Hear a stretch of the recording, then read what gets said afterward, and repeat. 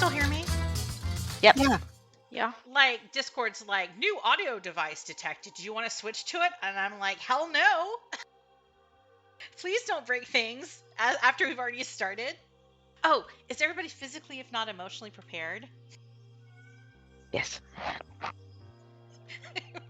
We've Yes. been like 10 minutes of 15 minutes of like leveling up panic. I know we came on early to try and avoid all that.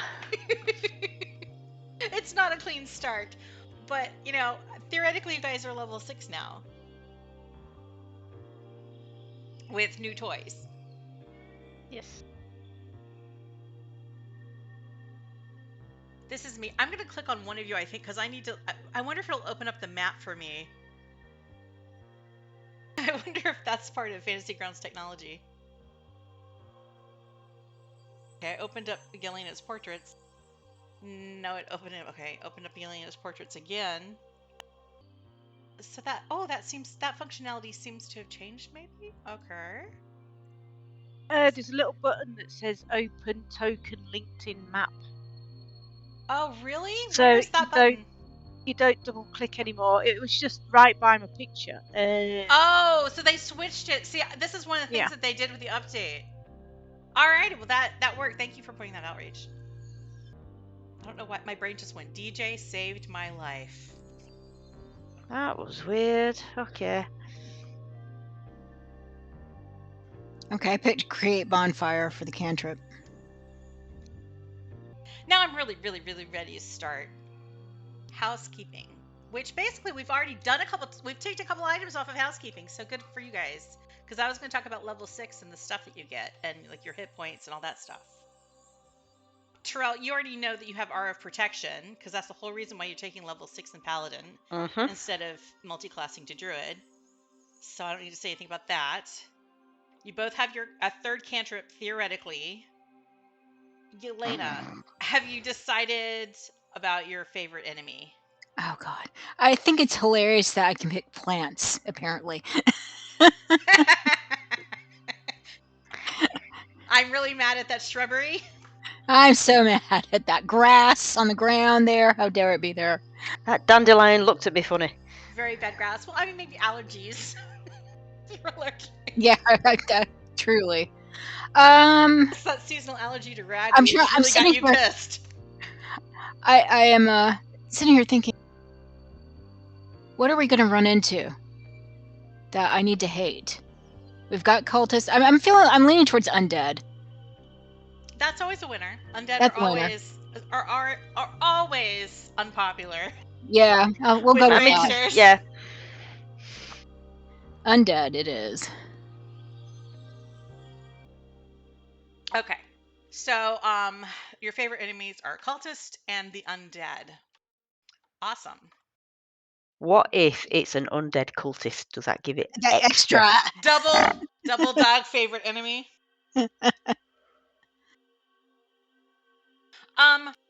You also got a deft explorer ability upgraded, which means you have 5 feet of additional movement. Yeah, that did get upgraded, so that's cool. Is already in there. Okay. And I can swim and climb at the same speed. Yes. So yeah, you are good at stuff. You're kind of like Spider-Man, except without like all the webby stuff and a lot more trees. And a lot more propensity probably to fall. I can climb fast. It doesn't say I can keep you can't. You fall the same speed as you used to. Exactly. Oh, and Kai has an arcane tradition called Potent Cantrip. Which means that even creatures that save against your cantrips now take half damage instead of 0 damage. And you got to add, you got another level 3 spell slot. So you got another fireball, basically. I wish. And you add... But she didn't cheer. You got to add 2 free spells to your spell book. So what are your new spells? Well, I only added 1 hypnotic pattern. You get 2. Do I? You do. No, because that's not what it said in the player's handbook. Well, it lied. Okay. You Oh, got a slot. You got one slot, but every level you get to pick 2 new spells to add to your spell book. right. Well, I have Better. enough trouble picking that one, so I'll have another think about what else to add. Okay. But don't forget, because we're prone to forgetting things. Yeah, I was just looking at Biting Arrow. It's like, why am I not using that more often? We're like, sure, you have potent cantrip now, but are we ever going to remember to use it? Mm. When Yeah. you cast a cantrip on somebody, are we ever going to remember to apply damage anyways? I hope Fantasy Grounds remembers, because the odds that we are pretty slim. Oh, another thing that I don't remember is that Kai is an elf. Mhm. Kai, you don't need an 8-hour long rest. You do this 4-hour meditation crap. Okay. Which means you get 4 extra hours in a day to goof off and do magic and alchemy stuff while everybody else is sleeping. Awesome. So, given the amount of scrolls and alchemical recipes you picked up last session, that could come in handy if you weren't bone idle. So, having said that, I've added all of the alchemy recipes that you have found to a note in the notes tab with the stuff you can make and theoretically links. Now I don't trust. I'm having trust issues with Fantasy Grounds right now. I put links to all the items in the note under the delusion that when you click on those links, you will be able to open them and read what the item you could craft does. But it might just be so many lies. No, it seems to be working. Okay, great. Oh, yay! Yay! Thank you, Fantasy Grounds. Thank you. And some of the things that you have recipes for are kind of fucking cool. Yeah. All right, not all of them work. And you have ingredients for some of them. So. Okay. Well. So that was all of housekeeping that I can think of. I guess the other thing I could say is you did find a lot of spells last time, Kai. And there's also a note about learning new spells, because you could add more spells to your spell book. Theoretically, there's something because you're a wizard, you probably should be using the preparation tab and selecting your spells every time you take a long rest as to which ones are active. Because as a wizard, you can learn a shit ton of spells. But theoretically, you're only supposed to have certain ones prepared, a certain number prepared every day. But you have a vast amount of knowledge because you're so smart. Yeah, I'm really confused because the action sheet then. So all the spells that are on the action sheet are the ones that are they all of my spells in my spell book, or are they just the ones that I've? That's kind of what I'm getting at. On your action sheet, when you're in standard view, and I think maybe combat view as well, standard view, it shows you everything that you know. Yeah. Now, at the moment, I think we've only been adding so much to match the number of spells that you have access to that you get to prepare, I think. Except for maybe the level 1 spells. You might have extra level 1 spells, but it's a little tricky because you're an elf and you're a wizard. You get some spells automatically added, that you automatically know. So let's treat it as this is the number of spells you're allowed to prepare total. But if you go to the preparation tag, you can mark things theoretically as, okay, these are the spells that I'm having active today. So that when you're in the combat tab, then it only shows you the stuff that you've prepared. To whittle down the list a little. That's my understanding, but I almost never use that because I'm lazy. And I guess I've never played high enough level that it's mattered in Fantasy Grounds, or I've been a fighter or something that didn't have spells. Okie doke. So, as you get more and more awesome magic as Kai, and it's such a long list, you might want to use those features to try to whittle it down a little. I will say that I think in combat mode, though, there's going to be some things that maybe aren't going to be visible, like your healing potions and stuff like that might disappear. I'm not sure. Oh, I see the chicken wings, so maybe not. Maybe it's cool.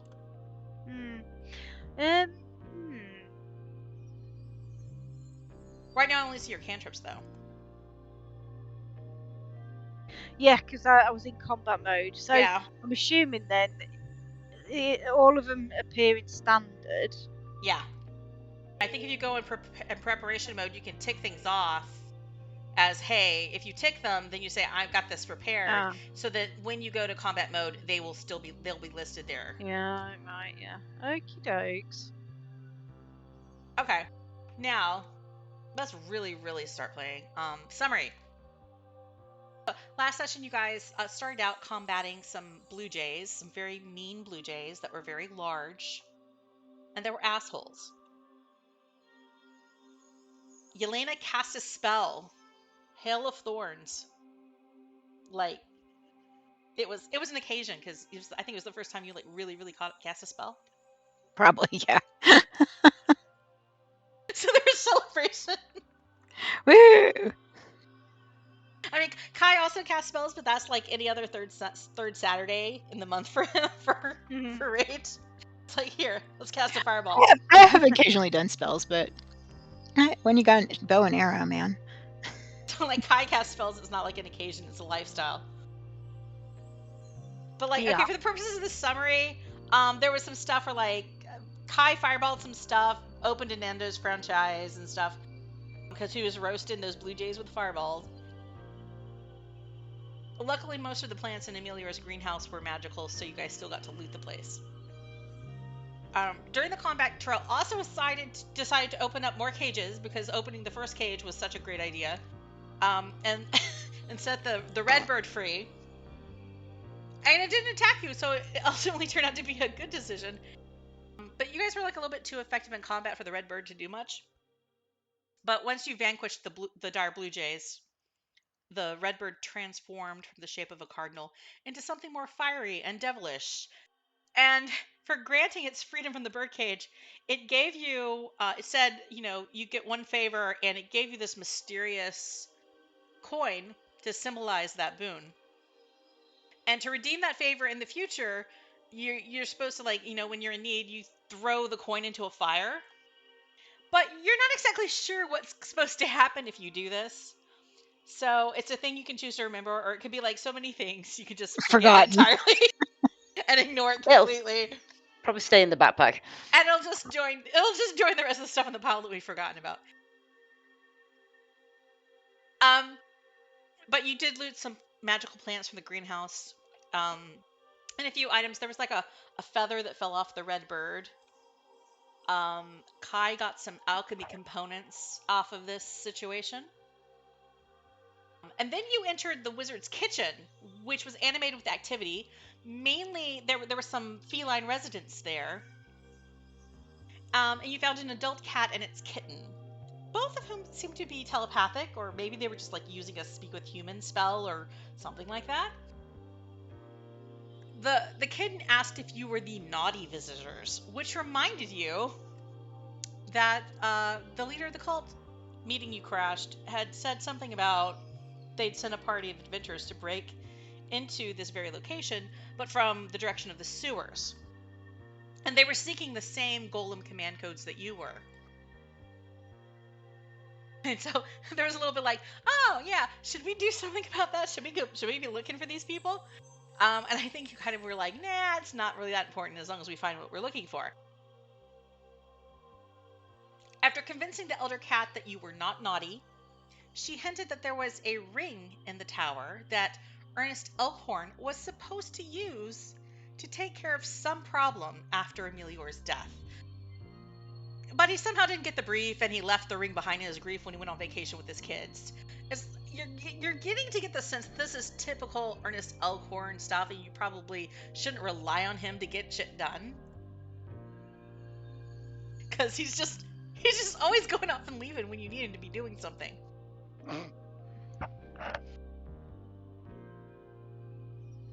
So let's see. What else? The cat is bothered about this ring because she doesn't have opposable thumbs and she can't do it herself. So she wants someone responsible and magical with opposable thumbs to pick up the slack. Is that you guys? Hmm. I mean, maybe I should have said the word responsible. Did that ruin it? Did that ruin it for you? But the cat shared some electric eel sushi with Terel and Sprinkles the owlbear, which I think you guys still have some lightning resistance and a damage bonus temporarily. That lasted, I think, for an hour. I'm gonna spend maybe half an hour. Let's pretend. But we forgot about that, of course, for the rest of the session, because that's who we are. We forgot about it when you had another combat. But you grabbed a few magic foodstuffs and ingredients from the kitchen, as well as you borrowed a fairy tea kettle. Then you passed into the library, which had some strange magical pit vortex in the middle of the chamber. You decided to not fiddle around with that. But you acquired a few books of potential interest, some of them containing spells and alchemical recipes. But there was one book called Seduced by the Demon-Wed Priestess that did not seem to please Kai for backstory reasons. And he set it on fire, which really destroyed the narrative. But there seemed to be a few pages of magic spells inscribed amongst this pulp fiction that were not scorched. So it's like he's got like the bones of this book still, but all the offensive parts, I guess, have been destroyed. In addition to finding spells and recipes, let's see, you borrowed several books containing arcane and even divine knowledge from Amelior Amanitas' library. I'm looking forward to seeing if you guys actually remember that you have these books and do anything with them. They're not in my session notes. I'd forgotten all about them. You guys gotta just remember for like 5 minutes. I know, we were in a library and we fought a rug. Hang on. My notes say we move on to the library the cat told us to. We find several books. We move on to the study. That's it. That's all I've got. We find several books. Meaningful note taking. Yeah, sorry. Some of these things are in your inventory. Some of these things are still in the party inventory. Finally, you guys made your way to the lower study, where you found some miscellaneous parchment and supplies on top of a desk, as well as a mysterious ring. You also discovered a locked drawer, and when you realized there was an arcane trap on the lock, you futzed the roll to get it open safely. So all the stuff, the desk, the rug that Kim just mentioned, some bottles of wine, animated and engaged in battle to ward you off. That's right. After months of avoiding combat, we had 2 combats in a single session, which probably means we're not going to have combat for like until 2024 at least, probably March. we could have a bet Sometimes when in spring, sometime after the equinox. As the trees start to bloom, it will be time for more combat.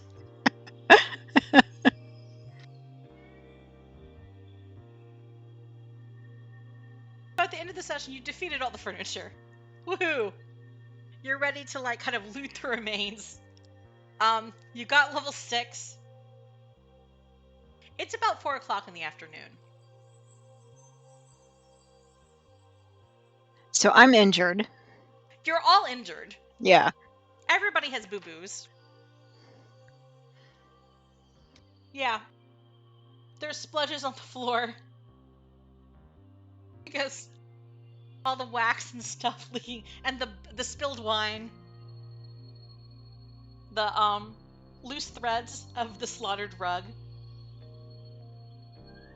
With the locked drawer broken open, you have discovered a ring of keys, the golem command codes that you were looking for, and the ring of keys were something you were looking for as well. A large bar of mithril ore, and then it's all the stuff has dropped to the floor amongst the things that were previously on top of the desk or around the desk, including a pair of socks, a ring, an inkwell, a large sheaf scattering of fine paper, and a scroll of detect magic. Now, there are a few papers that have fallen on the floor from the desktop that you realize you previously dismissed as random correspondence and mundane shopping lists. But as you sort through this wreckage, a letter with Lady Belafana Than's name pops out at you, as do pages labeled Recipe of Rejuvenation.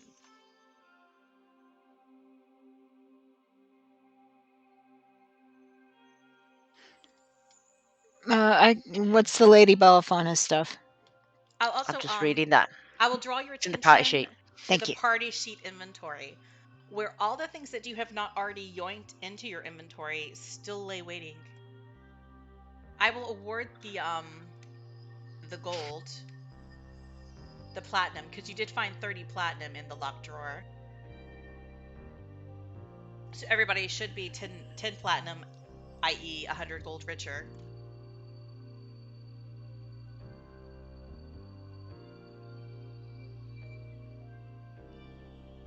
But the letter, it's not in an envelope, it's not sealed, but you can tell, you recognize that it's addressed to Lady Belafana Than, and you can also pick out that, oh, it's unfinished.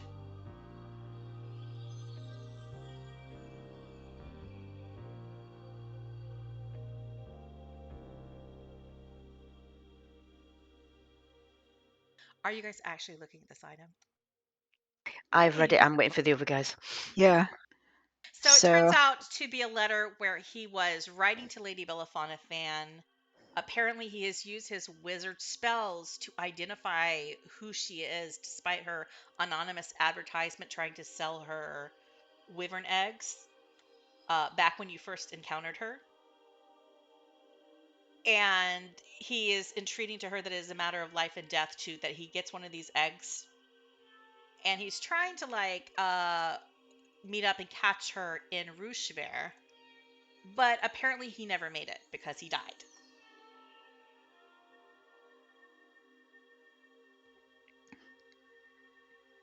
Well, It's a bit dark, isn't it? yeah. But she doesn't lose a wyvern egg that way. Yeah, but she wanted the money though, didn't she? So Yeah. She was selling them she wanted the money to fund her projects in Parnast. Mm-hmm. She ended up selling, you have figured out that she seemed to have pawned a lot of her jewelry. Mm-hmm. And maybe sold some of her clothes to finance the livestock that she's bringing back and the laborers and your salary instead. And then you also figured out the whole thing that Jomont actually got this jewelry instead of the theoretical jeweler guy at Honeyfest. You're not quite sure, Eileen, what was going on there, but you know that Jomont somehow wound up with some of her jewelry.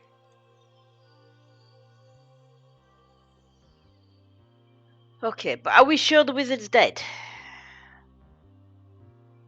I don't know. Are you sure he's dead? I can't remember if the cat told us something. Yeah, I feel like the cat told us. I mean, everybody's talking like he is dead. There was talk that the town of Secomber, had his funeral. The cat merely told you that there's something unfinished with the ring. And that could potentially be the signet ring. Yeah. Does It one could of be us this. need to It put could it be on? the signet ring that you've got. Oh, ring of keys. One key has a rubber cap on its head featuring stylized elk horns. That's the key. That's the key to get into the store. That sounds good. Yeah. Oh, there's also a thing. You're also on a mission, a side mission, for Amelior Amanitas' former apprentice, Bench Bloomwiffler,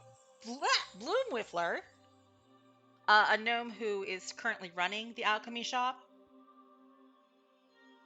And he promised you some stuff if you were to track down the key to a lockbox that he has at the Alchemy Shop. So Right, one of so it those could be keys one of might be these. that.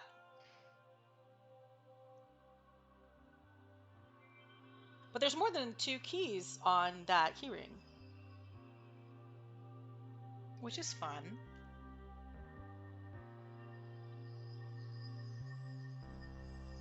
Mm.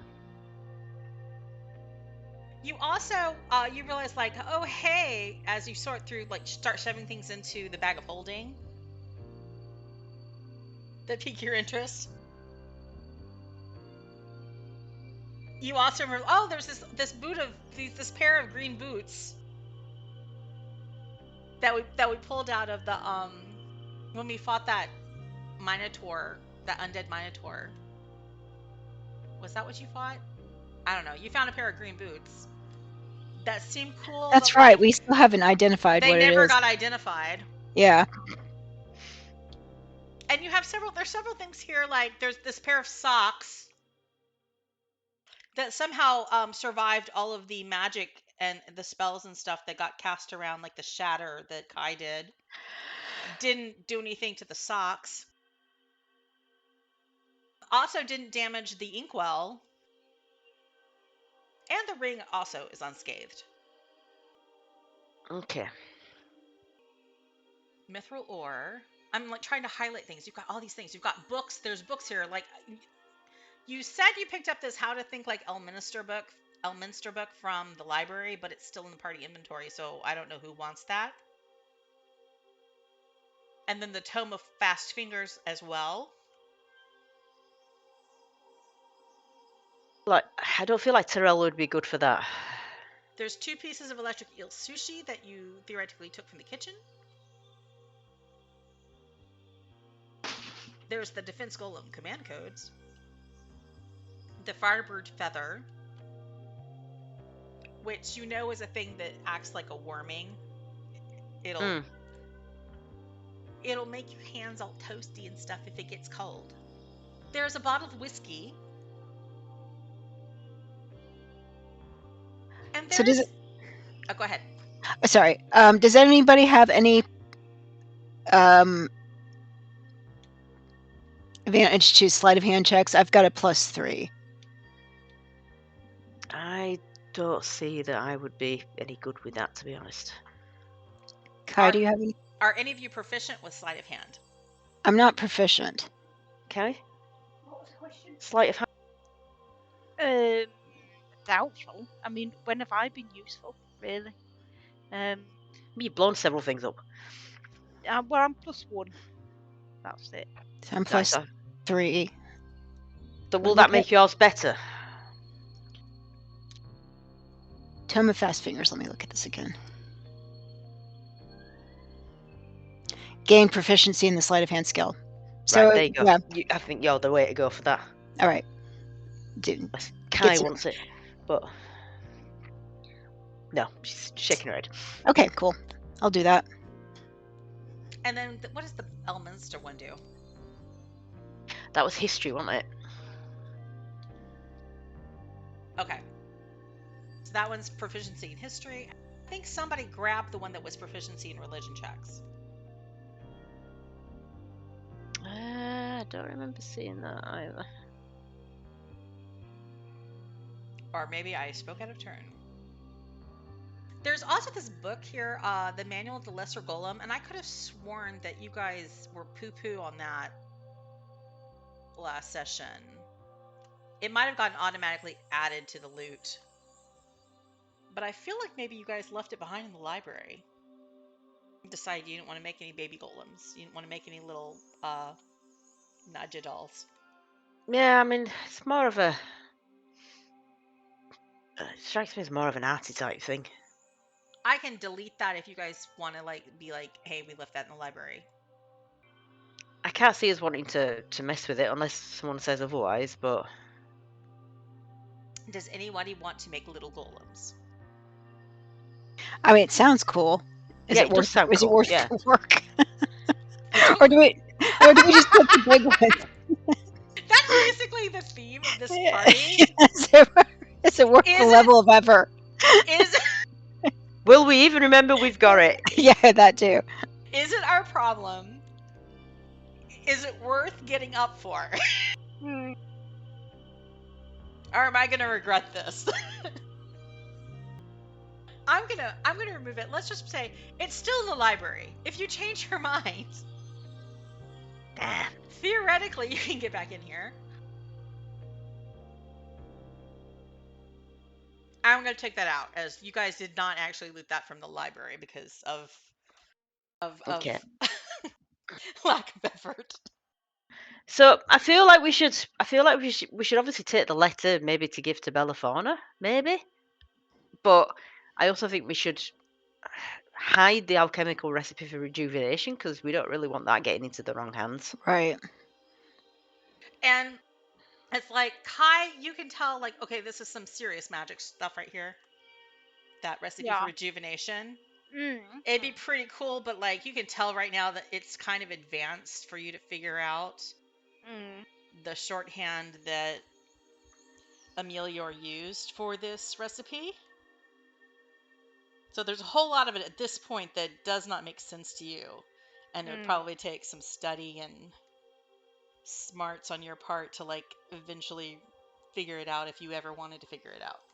Right. Okay, so we can stash that for now, yeah. Where are you stashing it? ink- What do we reckon? The bag of holding? You stick it in the bag of holding? Yeah. Yeah. I mean, to be fair, anything that weighs more than a feather can't come to me because I am at my limit of carrying shit. What are you carrying? I have no idea, but I have noodle arms and noodle legs, so Let me look at Kai's noodles. Oh, it's all these alchemy supplies. 8 pounds. Bloody 8 hell. pounds of alchemy supplies. Okay. Do we want to take the arcane inkwell then? Do we want to sell it, or does it seem a bit dodgy taking his inkwell? Because it has got his sigil on it. Oh, I can delete one thing. Your raffle ticket. You don't need that anymore. ooh. I'm not sure it weighs Let anything. me look at though. the inkwell again. No, I don't think it. Oh wait, weighs it doesn't anything. actually weigh anything. Okay, this is broken. Oh no, it's not broken. It's just me. Hi, it's me. I'm the problem. Oh, maybe that's the problem I had on. Oh! I've got the religion book. Okay. Comparative Pantheonic Philosophies and Cosmology for Dummies. You must have given me that last session when That we were must actually be playing. the next step. Okay. Yeah. Alright, so I need to do something with that. Okay. So you could become proficient with the religion spell, with the religion skill with that. I think it takes like time to read and absorb. Yeah. Should I take the cozy socks to go along with the green boots? Mm. Neither of Could which do. we know what they do. Yeah. Does anyone No, have? but Wait, Kai, do you have identify? Wait a second. I'm fairly sure we've already decided no. Yeah, I think we already established if it's not damage, if it doesn't Does- damage anything, then I ain't got it. Does identify murder people? No. Okay, no, Kai doesn't have it. Well, we can go back to the shop. Does that shop owner have that ability? Or I guess we can find it. he could totally have a scroll of identify, Yeah. Alright, well that's worth it then, yeah. and he might be able to cast it for a service fee. Kai, I'm putting your name on the scroll of detect magic anyhow, even though you Okay. can't kill people with it. Yes, most definitely. Yeah, but he's probably the only one who can cast up with it. I'll take one of the sushi things, if that's alright. Sure.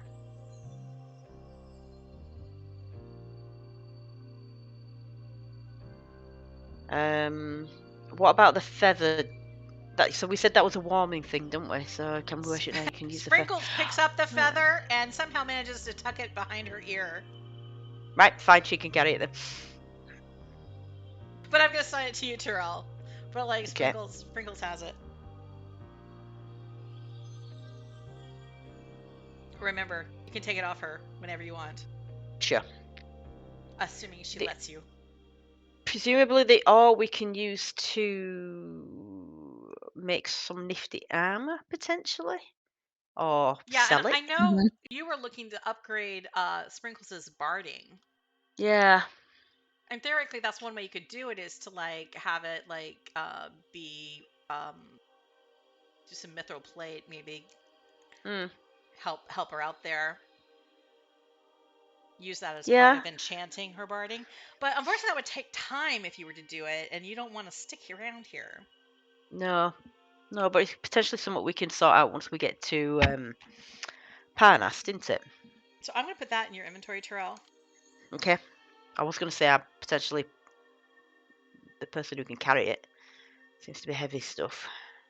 And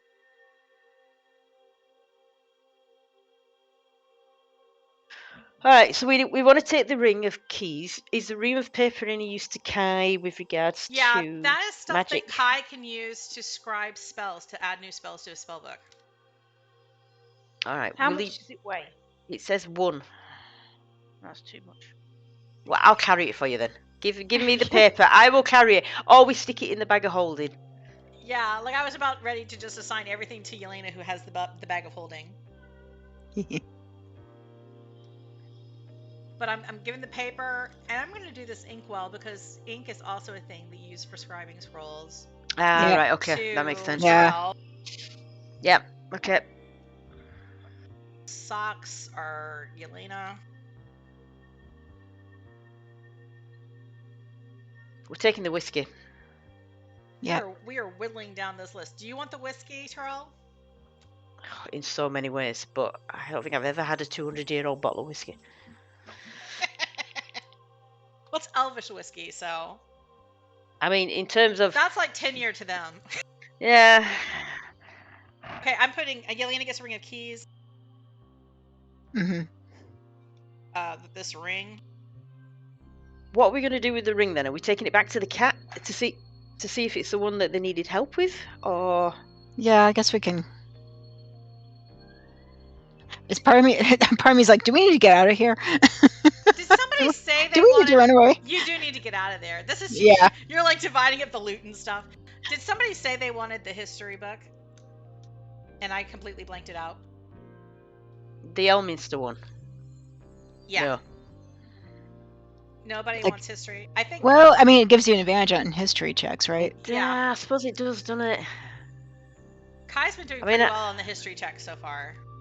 All right. Okay, give it to let Kai. me look at skills here. Ron. History. I've got 0 for history. Mine's -1, so Wow.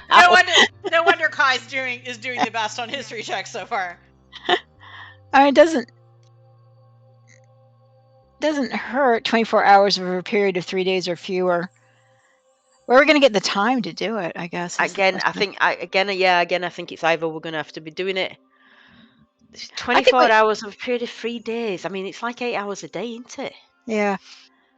Stick it in the bag of holding and we can. Yeah, we'll hang on to it. Yeah. Okay. And we'll try and find a spot when we All can right. do it. So Yelena's got her name on a lot of this stuff, but I've given the alchemical recipe to Kai. I don't think it weighs anything. Okay. And then Terel gets the whiskey, and then everything else is Yelena. Okay. All right, the exciting adventure that his party inventory is completed. You all get 5 XP. Wow. Okay, you are in the study. You have gathered up all the loot. You've like cleared this joint out. All the furniture's destroyed. While you've been taking this time to clean things out, at the very end, suddenly a broom appears through the doors from the kitchen, or like in the direction of the library, which connected to the kitchen, and starts sweeping up the wreckage. That's nifty. Yep. It's like a Roomba. Yeah, it's an animated Roomba. Nice. Animated Roomba. What do you guys want to do now? Well, we'll just let it get to its business and we'll walk on out if it lets us. There's the stairs back to the library, and there's also a set of doors to your east. Well, if we want to go back to the cat, that's the kitchen, isn't it? Do we know if the... I'm going to guess the doors aren't labelled. Thing is, I think the cat left the kitchen while you were talking to the cat. Oh, shoot. Yeah. That's because Okay. they'd left by the time you started borrowing things from the kitchen. Yeah. So they could probably be anywhere in this tower. Oh, maybe they'll find us. Yeah, do we want to try the door then and see where it goes? Yeah. All right. You open the door, and there is a curtain of purple fabric.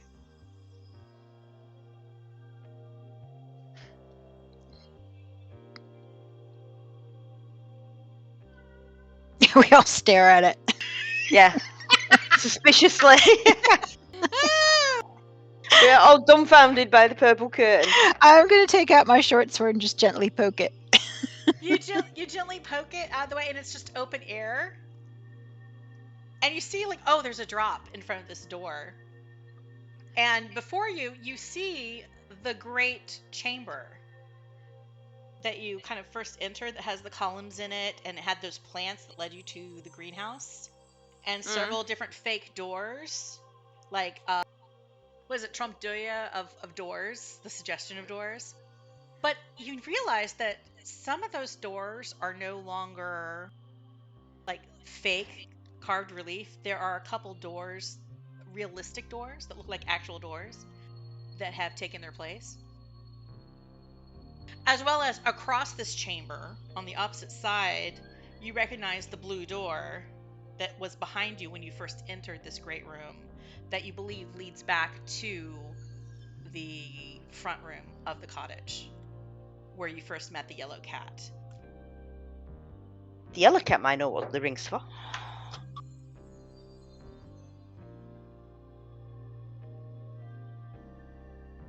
I mean, I suppose it depends. Do we want to get out of this cottage? Do we really want to go look anywhere else? I mean, there's lots of interesting things here, but... We've got a lot of interesting things that we probably need to sit down and... There does seem to be about like a 15-foot drop. Like it's just open air from what you can see. Well, I have rope and we have Kai's ladder. That's right. Haven't forgotten the ladder. Absolutely. When something's useful, really useful. Super nifty ladder. So do you take the super nifty ladder out? Yeah. So you take the super nifty ladder out of the bag of holding and you start gonna let it descend to climb down it, and it hits something in the air that blocks the descent. What, like an invisible floor? Yeah, like it's almost like right in front of the doorway. It's like invisible floor that extends for like 6 to 8 inches in front of the doorway. And it seems to extend from the full width of the doorway.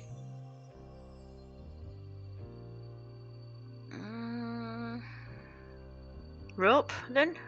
The air in front of you is still open. Like, if you, poke out the ladder horizontally, there's nothing in its way. It's just like when you try to, descend it and lean it against the doorway to climb down the ladder like you normally would climb down a ladder, there's something blocking it.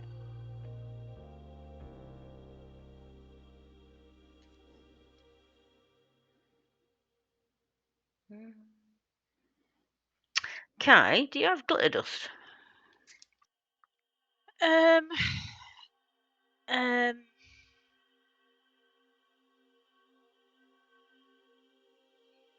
I have dancing lights. No, I was thinking something we could throw at something that would sort of like give us the shape of whatever it is that's invisible. I've got boiled sweets. I don't think that would stick. Hit it and bounce off. It might land somewhere.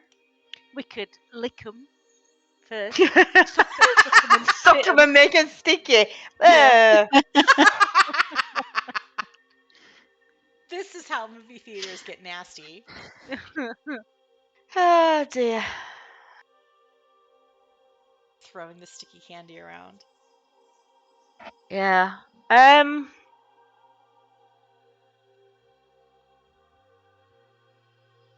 confused about where the invisible bit is. So we're looking down at the room, the Great Hall. Sorry. Yeah, you push the curtain back, the velvet. So purple we're in. curtain Yeah. So we're in back. like a doorway. And you look down and you realize, like, oh yeah, this was a tapestry that was up on the wall before when we first entered this room, and this doorway is behind it. And you look down, and right below, the doorway, you can see the floor. Like, it looks like the doorway is literally in the wall about 15 feet up from the floor. Mm-hmm. So you don't see anything below you except for, like, the actual great hall room, this chamber. But when we try and drop the ladder down, when you it try hits to something. drop the ladder down to lean it against, there's something that is like a force field or something that blocks you from just dropping the ladder to lean against the wall like you want to do. All right. I kneel down and put my hand down to see if I can feel it. It feels like a flat, transparent barrier. It doesn't give when you put pressure on it. It doesn't give. It feels like a hard surface. Can we walk across it? Yeah, is it level with the doorway or is it down a bit? It is level with the doorway. And Terel, you start feeling around and you realize like it goes out about 8 inches and it goes from side to side of the doorway. But on either side, like once you get beyond where the doorway is, it's gone and there's open air again. And then you go forward about 8 inches and there seems to be an edge. And you start feeling around and the edge, the barrier kind of goes, it kind of turns at an angle and goes down. Like there's a block in front of the doorway, like an invisible block. So like invisible stairs? Yeah, you start feeling around, you're thinking, and it goes down a little bit. And you stretch as far as you can go with still feeling safe. And you got like maybe have Yelena hold on to like your belt loops, assuming your armor has belt loops. Okay, just take a belt to hold your armor up. Belt to hold up your chainmail trousers. And it's so funny to me, but it is. Okay, but like, yeah, Stefan thinks. And you start feeling around, and you realize it does feel like this is a step, and it goes down to something else that might be like another step. These might be invisible steps. Do we have sand or anything like that? Yeah, I'm just looking. I've got the inkwell. If I've got ink, I could throw that out. But we might have to go with the boiled sweet idea. You got all kinds of stuff. I mean, you have no shortage of crap in your bags. And maybe but whether or not anything's like... Maybe there's something in Kai's inventory because he has so much he's carrying already that he wants to throw away. I was just looking. I have a fluffy pillow. If that pillow is full of feathers... It is full of feathers. We could maybe dampen them so they don't flow away and then... That'd work. You can have my fluffy pillow because that weighs 2 pounds. Okay. Does anybody have a water bottle?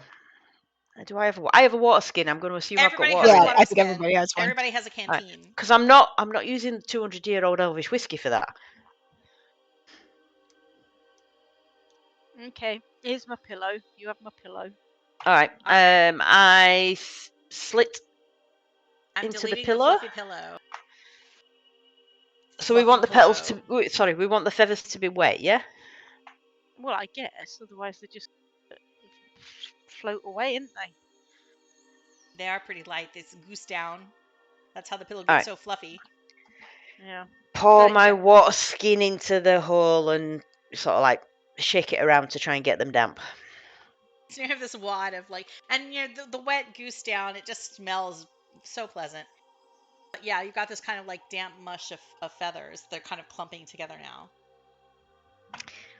Scatter some if I do me. You throw them, and they kind of fall in clumps. But you see, like, as you throw them out in front of you, that the different little pieces do seem to kind of fall, like, but they land in, like, this graduated, different heights as they're thrown forward. And it seems to be descending. But it's kind of like spotted clumps. Like, you can't totally, they don't land in a sheen because they're wet. But the clumps seem to be outlined that there are different levels in front of you that seem to be gradually descending towards the floor.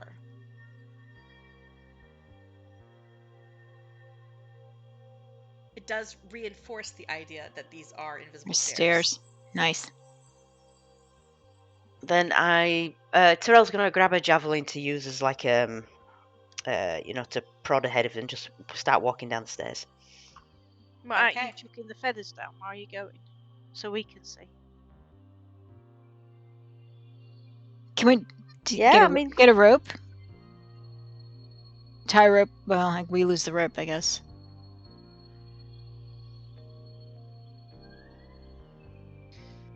You could. Well, I'm not gonna tell you what you can do.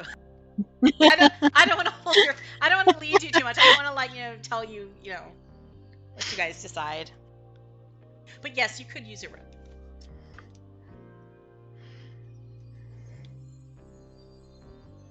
So we're going to descend this invisible thing. It's not like it's gonna go away. Hopefully. What was the height again? You start out 15 feet. 15 feet. Well, we're not gonna die if we fall 15 feet, right? No, I might just break something with my armor, but other than that, We'll just limp home. And you need to not. It seems to not exist beyond the width of the doorway. All right, so we have to keep it a straight line. Yeah. Okay, but I didn't use all the feathers, so I could sort of work my way down a few steps, scatter some more feathers, keep going that way. Yeah. Down as you go. Yeah, and just use a spear to just make sure I'm not going stupidly off to one side, and have the guys keep an eye out as well. Tap tap with your makeshift 6-foot pole. Yes. So you tap tap tap. You take a leap of faith, step out the first step. Nothing dire happens. You tap tap tap and tentatively step down and make it to the second step. Nothing dire happens. So you start progressing forward gradually. Make a dexterity check. Dexterity This is just save, testing your clumsiness, so I'm only looking to see if you nat one this. Why did that do 2? You nat one it. Why did it do 2? Let me check something. Is that my aura of protection? Because you might have an effect that you're not supposed to have. Actually, I think that might be your aura of protection. Because that's You rolled a 1. You did roll a 1. Says. Yeah. So if you or a friendly creature within 10 feet must make a saving throw, the creature gains a bonus to the saving throw. Oh, did you roll a save? Roll a check. Oh, I wanted check. a Sorry. check. All right, there we go. Then Dex there. Oh, I thought you were going to go wrong on that one then. Man, Much better. You're lucky you rolled the wrong thing first. Okay, nothing happens. You don't trip. Stumble and almost look like I'm going to then rank myself. Yeah, you're right yourself, but you managed. You're down about 6 steps, and you look like you're almost halfway down. So you're only about 7 feet, 8 feet off the floor now. Everybody's looking at you, or Terel and Kai. I'm not Terel. Yelena and Kai are looking at you from the doorway, and Sprinkle's little big nose is peeking over their shoulders. I feel like this is something really badly going to happen. I don't know why you feel like something bad's about to happen. It's like you don't trust me as your dungeon master. As if. Not saying that at all, Bonnie. These invisible stairs are obviously out to get you. Do you continue? Most favorite enemy, stairs. Stairs. I take it back, Undead. You're cool. Stairs, Yeah, stairs. yeah, I got stairs. my eye on you.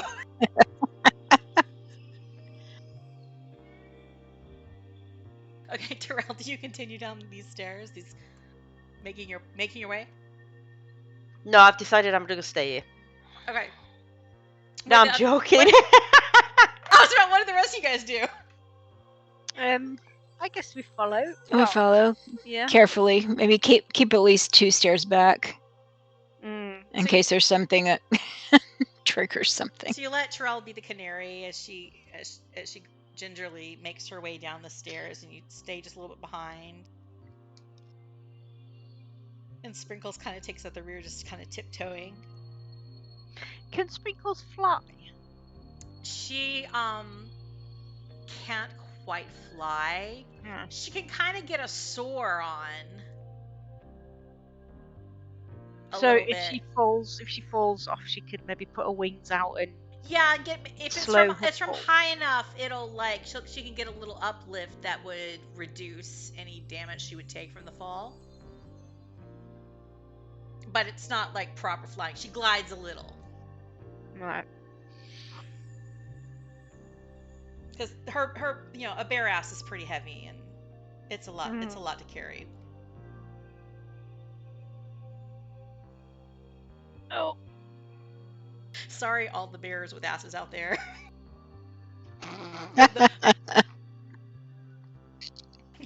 just putting out facts. So Terel, you make your way down the stairs. Tap tap tap tap tap. I want Terel. You've already rolled, so you're good. Everybody else including Sprinkles, roll a dexterity check, just to make sure you don't trip.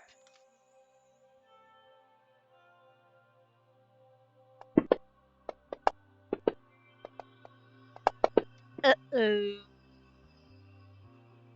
Wonderful. You didn't roll a 1. Wonderful. So nobody rolled a 1. Everybody's good. You all make your way back. Oh, roll low bar. You get halfway down, and there's a natural 20, so I'm going to do a shot of moonshine. But, Yelena, about halfway, you get a little bit impatient because Terel is really being a bit of a wuss about this.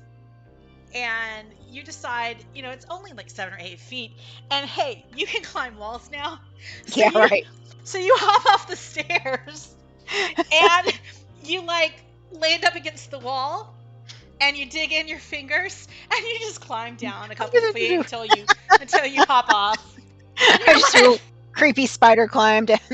Yeah. Well, excuse me, Fifth Terel from the stairs. Freebase climbing down the wall because you got bored. Spider-Man. Spider-Man. She's like, oh yeah, I'm good at stuff. I forgot that for a second. It occurred to me. It's like, yeah, I can climb. I wonder if I can get away with that. I know I can, like we said, I know I can climb quickly, but I fall at the same pace, so.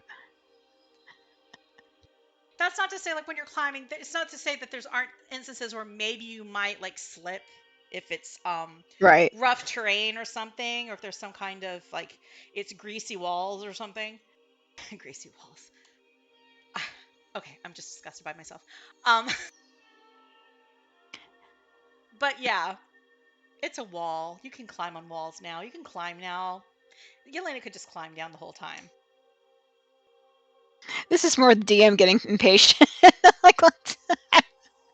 Yeah, it's like, stop bloody pussyfooting around and get down there.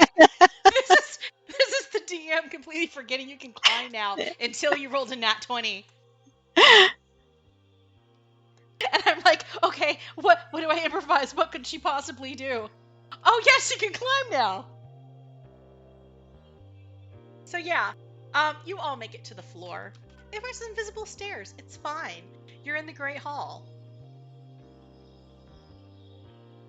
So you look around. Yeah, you see there are several doors now. There's some doors that still seem to be that kind of facade, that carvings of doors into the walls of this great chamber. and you still see like there's that kind of inlay tile in the middle of the floor that is bounded by several potted plants, which are the leaves that you picked that zapped you into the greenhouse. But there are a handful of doors, including the one that you just came from, that now seem to be physical doors with doorknobs. And if I was any good at math, I could tell you exactly how many, but it's at least 3. Okay. What do the doors look? Do they have anything special on them? Any symbols? They don't have any symbols on them. Some of them are different colors, like there is a green door. Oh, look at that keychain again. There's the blue door that you're pretty sure is the front room of the cottage. And I think there's 3 more. The one that you just came down from the invisible stairs is purple behind the purple velvet tapestry. Okay, well that makes sense. And there's a brown door and a yellow door.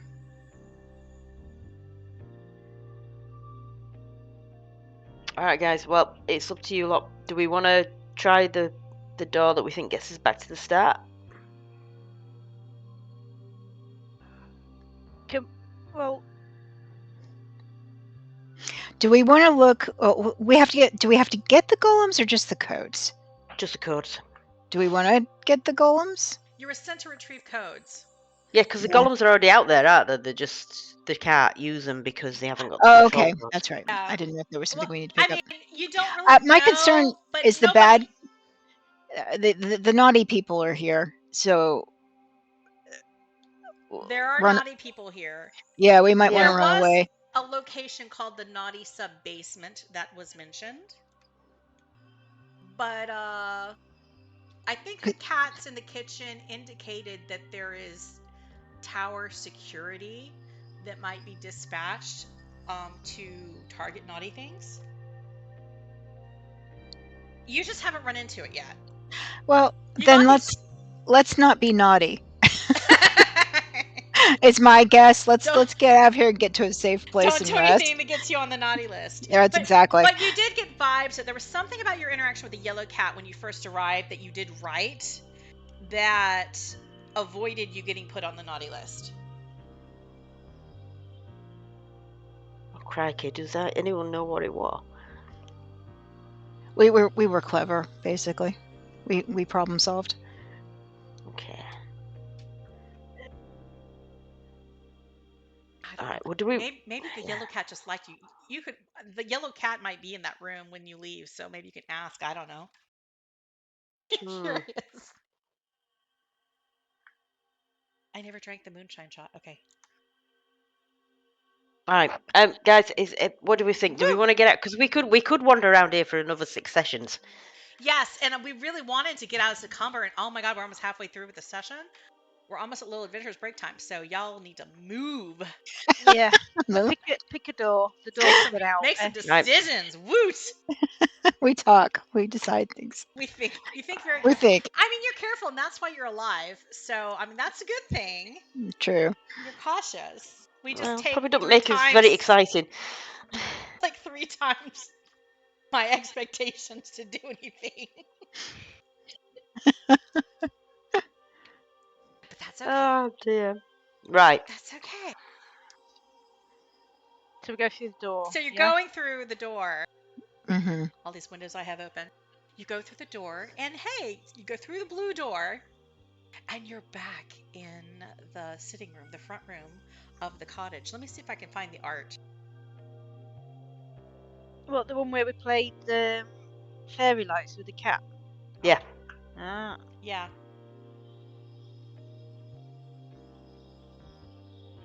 Yeah, you're back in this room with the kitty Meow Meow sitting by the wine carafe, tail just flicking lazily.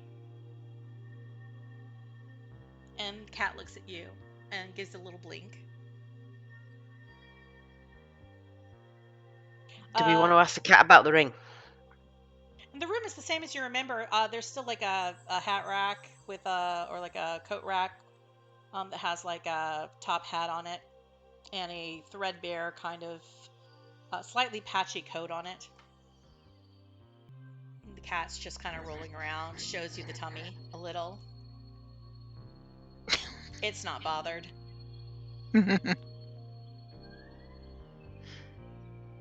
Okay, what are you gonna do? Are we standing normal? Are we normal size now, or teeny tiny size? You're Did normal we- sized. We're Right, back okay. normal. Okay, so the only thing I can think of, unless we just want to get out of here completely, is if we want to ask about the ring that the other cast is about. If it's something we can do for them before we go, and it's that ring that we've picked up from the study. And how about everybody roll an insight check? Okay.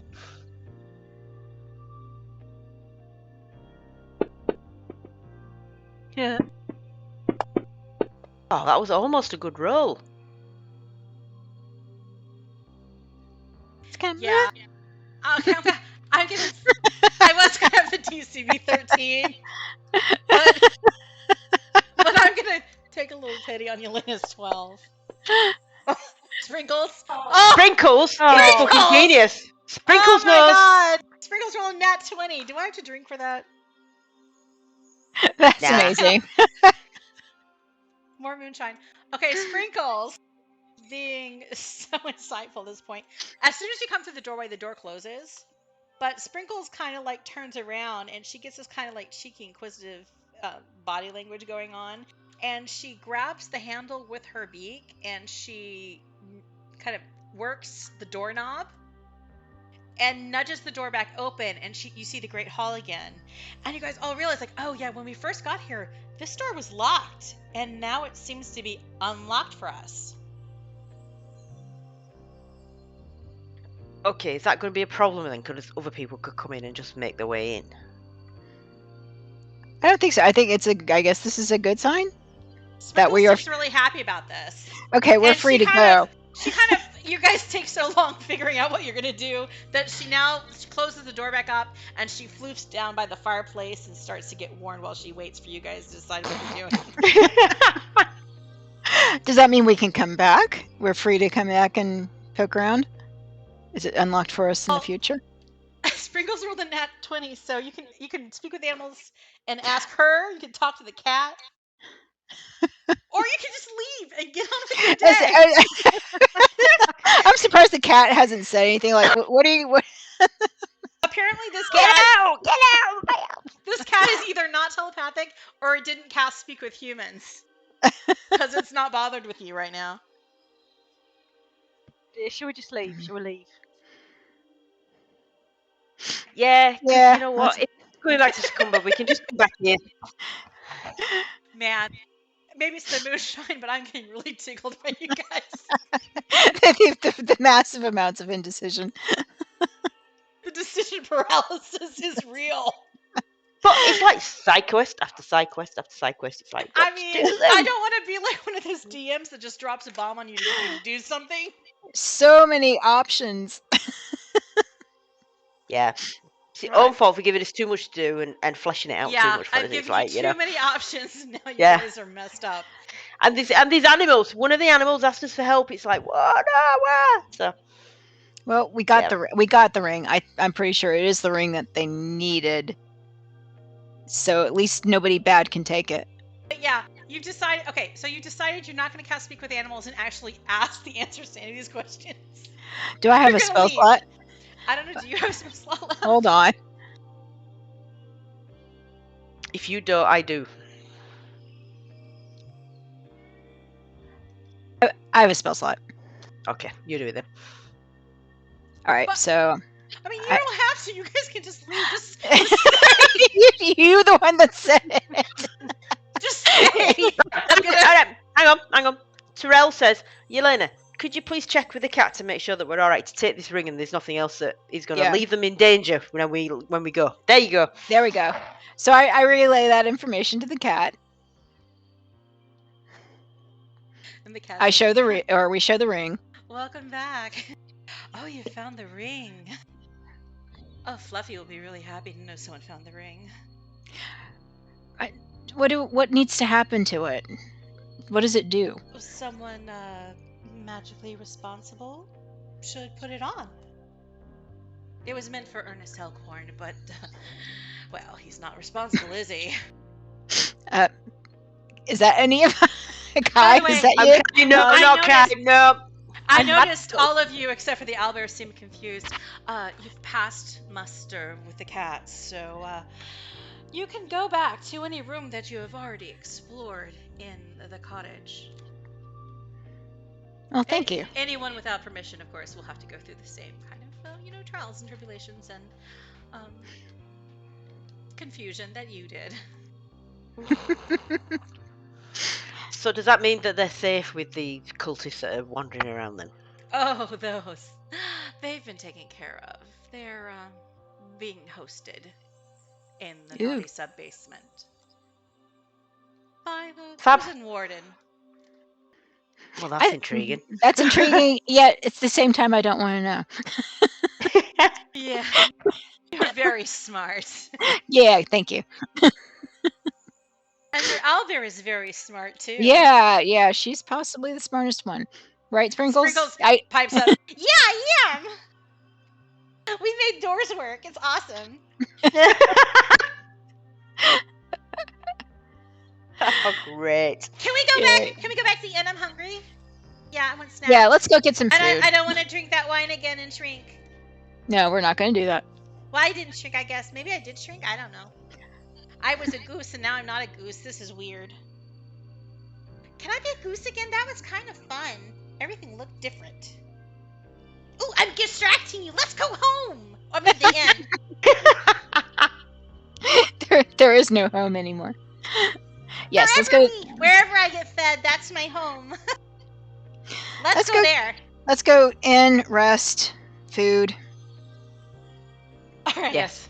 And then head off back to Panast, hopefully. So Yes. you commit to leaving the cottage. Yes, we do. We are heading for the door.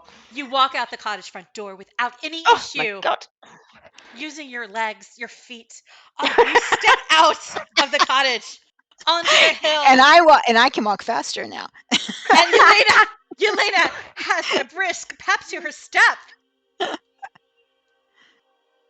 It's like she's been transformed by amazing. this venture into Amelior's cottage.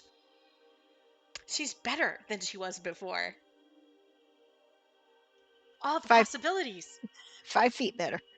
So you start treading down the path down the hill. And you head back in the direction of the inn you were staying at the 7-stringed harp. Mm-hmm. With all of the loot you have, including the golem command codes. You go All right, straight so to do the we want to inn? go see... Yeah, do we want to go straight to the inn or do we want to go see Captain Kitty? Yeah, Captain Kitty is at the first hill, and the inn you're staying at is kind of between the first and second hills.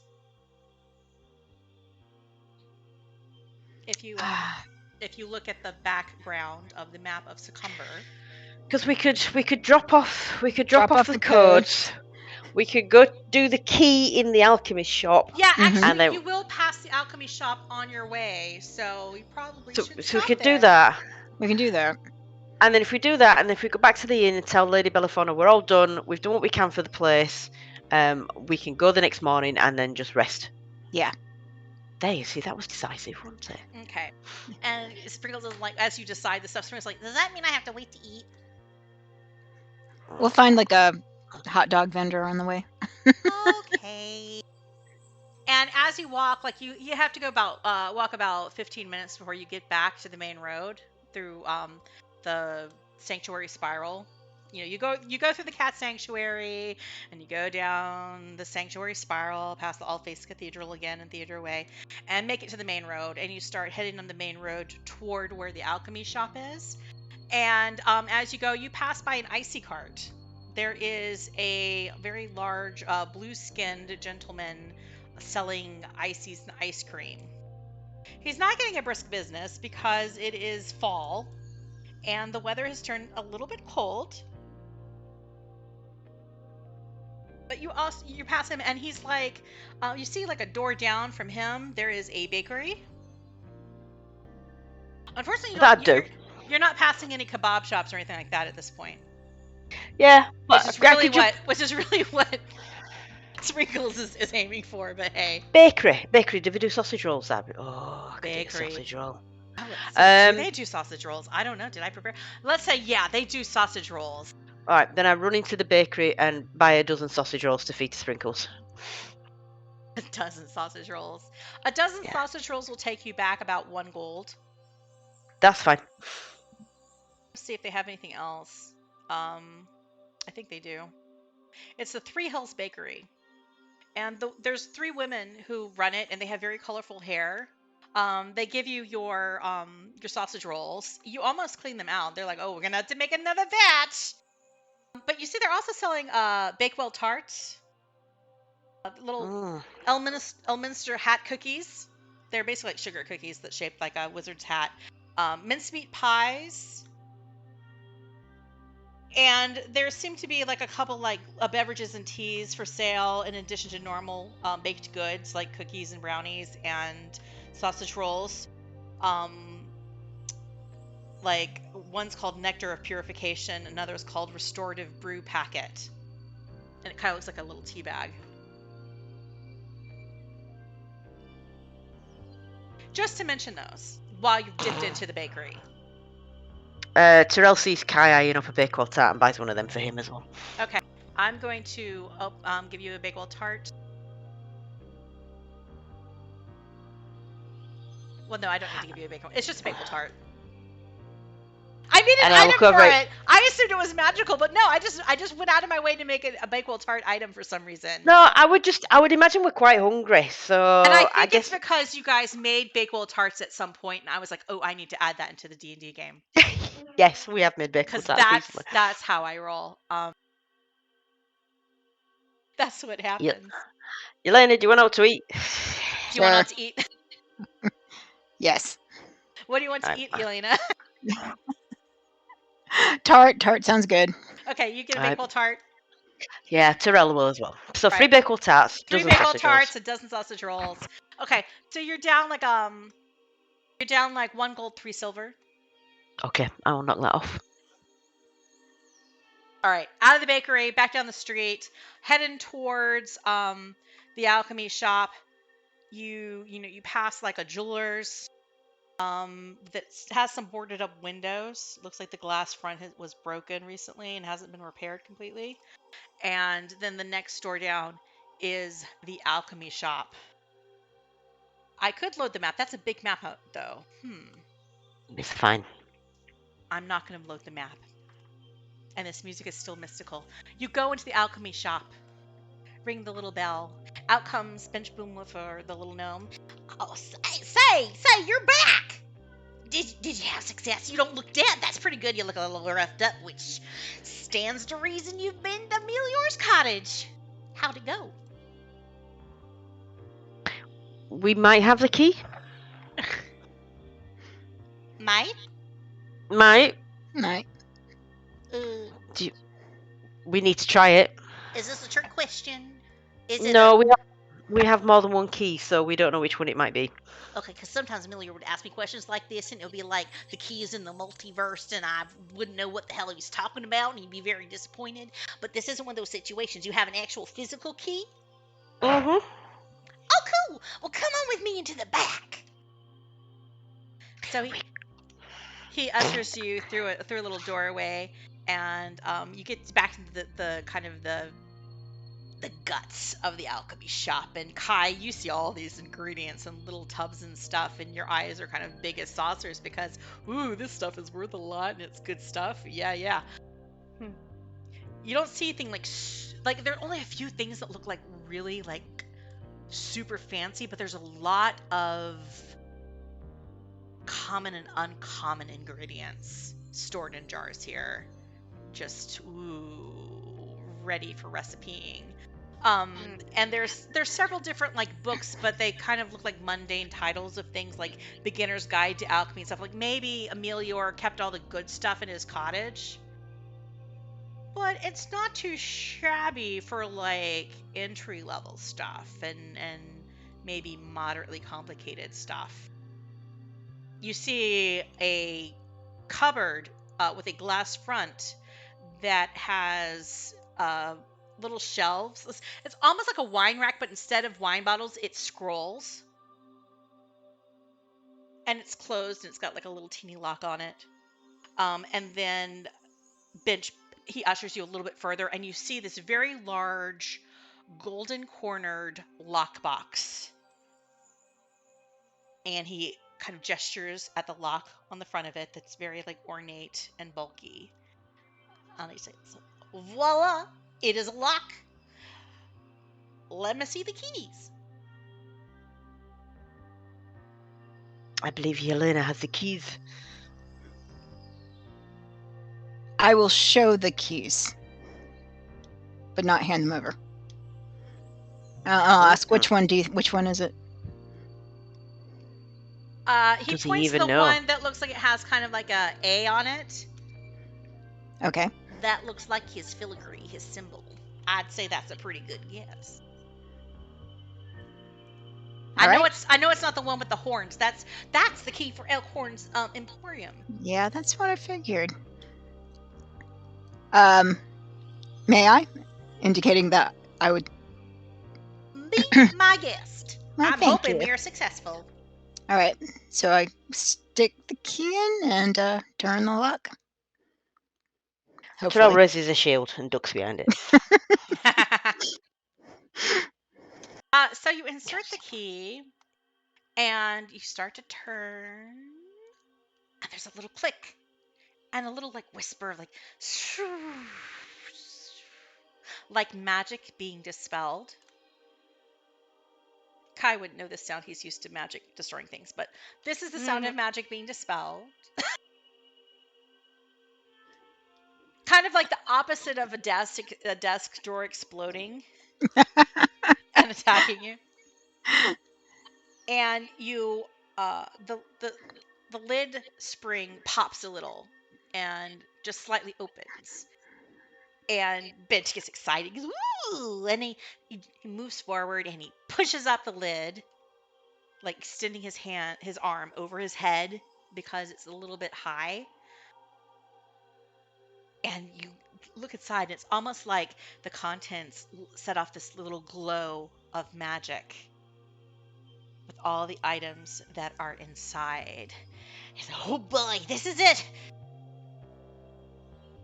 I'm not quite sure what half this stuff is, but it's good.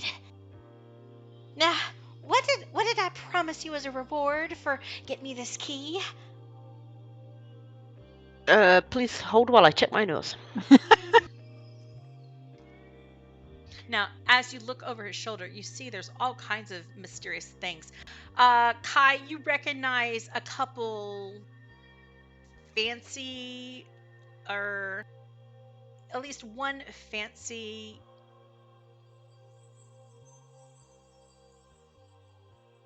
potential component for alchemy crafting. Okay. You might not know any recipes to use this stuff, but your mind starts to kind of explode with ideas of how maybe you could concoct something using this stuff. Similarly, Yelena, you look at the items in this cage and you recognize a couple things that you suspect are poisonous. And you feel that familiar thrill. Like, poison. Poison. Unfortunately, my notes do not say what he promised to say. There's also a decent sized diamond. A couple scrolls. There is a bangle. You can't quite tell what it does. A set of bracers. Not quite sure what it does, but they're covered in runes. And there is a cloak with embroidered with little kind of happy squirrels, much like your friend Tony from the Emerald Enclave. There's a little pouch labeled bat droppings and a couple of potions. Did you have anything in your notes about what Bench promised you? Nothing? No. What Off do we know mic, I'm having evil DM laughed, but oh, they don't remember. They don't remember. What do I do with this knowledge? Oh. What is Kai gonna ask? What was in the box? You know, what's the value of the key that we've just given him? Well, Isn't that that was what- the reward he promised you. There's also a lot of platinum gold in this box as well. Like thousands of platinum pieces underneath the little potions and the cloak and stuff. Oh, You see glinting out. Like a whole lot of gambling money. Now, what did I promise you again? I think it was this potion of superior healing. Yeah, that's all I promised you, right? no. Guy's like, nope. Kind of no. Kai, do you actually remember what was promised? No, but I know it was definitely more than a superior potion of healing. I would have you. I don't know whether I want you to roll a persuasion check or a deception check or an intimidation check. I think I'd like to roll an intimidation check anyway, just because he's obviously trying to, I mean, as far as we're concerned, Yelena could close the box, lock it again. That's right. I didn't give him the keys for a reason. No. Yeah, So- you do still kind of have control of the keys, and he's kind of giddy with like, ooh, the stuff. So Yeah, what? let's do that. So right, Kai I'm is gonna roll firm with his intimidation. no. Terrell's rolling intimidation, and Kai, you're rolling like persuasion or deception, whatever your pick. But 18 intimidation is plenty enough. So Kai, you don't have to roll unless you want to risk a natural 20 and make me drink something. So Do it. Terel, you're like, I don't think that's all that was. And he gets really nervous. Bitch gets really nervous, and he kind of like shrinks even smaller for his little gnome frame. And he's like, oh yeah, that's kind of silly of me. I almost forgot. I promised you your pick of an item from the lockbox. Yeah. Oh boy. So I guess yeah, you could have any one of these items, or All right, so there was money, diamond, or some coin. Yeah.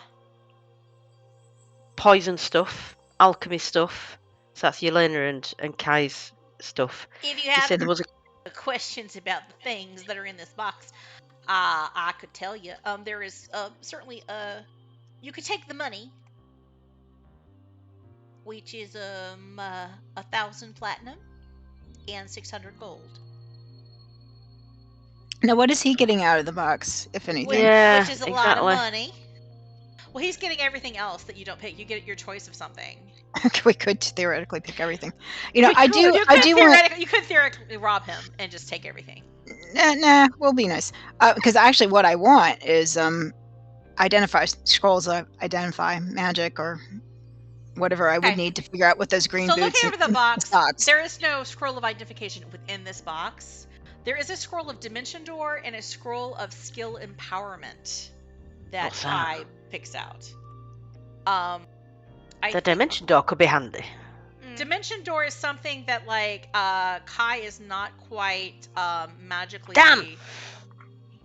Next level, he would be able to learn that spell. Skill empowerment is a spell that is much more powerful than what Kai knows how to do at the moment. He would have to be level 9 before that would be of any use to him. Okay. Though, you could always use the scroll and roll an Arcana DC to see if it works when you're under level. But if you use the scroll, it is gone. Yeah, so it's not like you can But use yeah, it to learn Dimension it. Door is a level 4 spell, and Skill Empowerment is a level 5 spell. Okay, and you But- said there was a cloak in there. There is a cloak in there. If you ask him about the cloak, he says, well, let me look closer. And he wiggles his fingers a little bit and seems to be doing some kind of incantation. So it seems he does know how to identify items. And he's like, oh, this cloak, when you wear it, kind of puts you in touch with little beasties in nature. Yeah, it's particular to squirrels. If you're a squirrel-liking person, you might find this attractive. If you're wearing the cloak 3 times a day, you could summon a little legion of squirrels to fight Oh for my you God. and do your bidding. I want the clock. I want the clock. Oh my God! You wrote that for me, didn't you? It seems like a niche item to me, though. I mean, particular audience. So that But we found the niche. Oh dear. anything else? There's there's a few toxins in here. There's some refined aboleth mucus.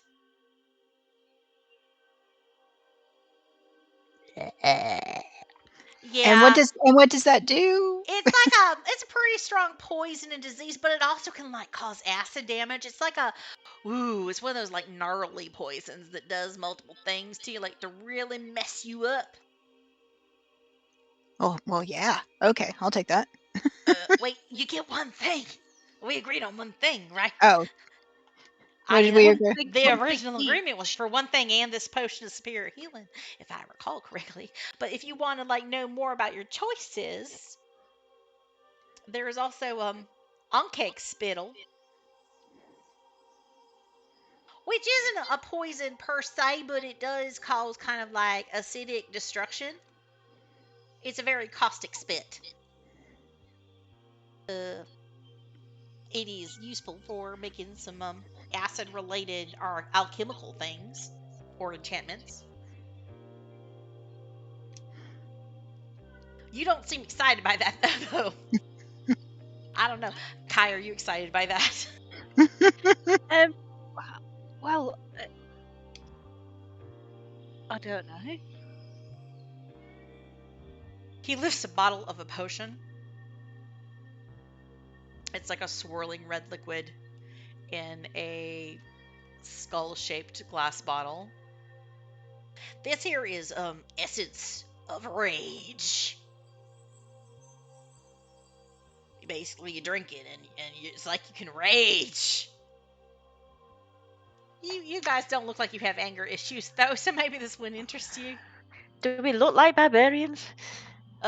Here's this nice diamond. It's worth a pretty penny. Probably enough for like raising somebody from the dead. Do any of you raise people from the dead? Anybody? Okay, maybe you don't want a diamond that's so nice like that. I'm just gonna put it here in the corner. Let's see. We went over the scroll of dimension door and the skill empowerment. Yeah. These bad droppings. These are holy bad droppings. Pretty special. These are really good if you are petrified or paralyzed, or suffering the traits of terrible exhaustion. This will recover you from those states, make you good as new again. You just gotta get rubbed in a little bit guano, make everything nice and good. Yeah, pretty handy that one. And what else? We have this bangle. It's pretty fancy, and these bracers. You aren't interested in those though, are you? Yeah, he glossed over that a bit, didn't he? A closer look at the braces. Yeah, these bracers. Let me see. And he wiggles his hand again and mutters a few words, and his eyes get bigger. And he's like, "Oh, these bracers. These are bracers of the outnumbered." Yeah. So like if you're in combat, these are good for people like fighting stuff. I guess adventure. Like an adventurer will probably find this useful. So once you get like attuned to these bracers, each time you are hit by an attack, you become more and more inured to attacks. Like, say, if you are hit in combat while wearing these bracers, the next time somebody tries to hit you in combat, it's 5% harder for them to hit you in combat. That just keeps stacking and stacking. So the more you get hit, the more invulnerable you become. Yeah, that's kind of handy. Yeah. I mean, it can be powerful if you're the kind of person who takes a lot of punches. Do y'all take a lot of punches? You look kind of roughed up right now, actually. I mean, Might be useful for Terel. Yeah. your owlbear looks in good shape, so your owlbear probably doesn't want these. I wonder if your owlbear could wear them. He holds up the bracers and he like kind of turns them this way and that, like trying to judge like whether or not they would fit around Sprinkle's But I've little got the fancy big- sword. I mean, I don't want to piss him off if you guys want stuff identifying. So At this point, he's like identified everything that's almost everything except for one thing, except for the bangle. right, and that was the thing he kind of glossed over, yeah. That's the thing he kind of glossed over.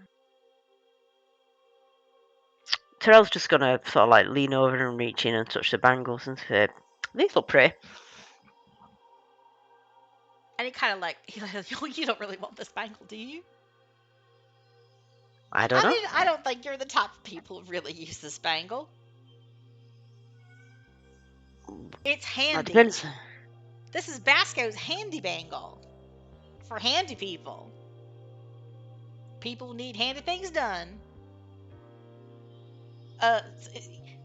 These bangle, all it does is it makes you proficient with any kind of tools you need to be proficient with for like 24 hours. So this would only be useful for somebody who like needs to like build something, or like maybe is an artificer who likes to make things, or somebody who like needs to know how to use like tinker tools or smith's tools or carpenter's tools, like in a jiffy jiff.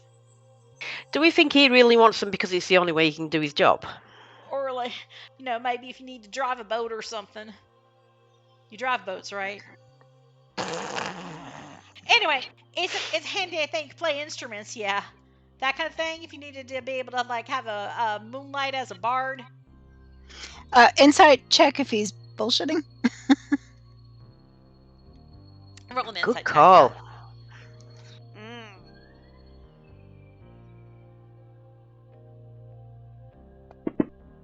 All of us, or no? Never mind. Dirty 20 is good enough. You'd think he's telling the truth. All right. He like genuinely doesn't think that you guys would be interested in this, and you do pick up this sense of desperation that he thinks that these bangles are going to help him out. That he thinks these bangles provide some utility. And we don't really need it, do and we? he doesn't think that you guys are of utility. Well, he might be right. He doesn't actually think that you people need to be useful in anything. That's just rude. All right.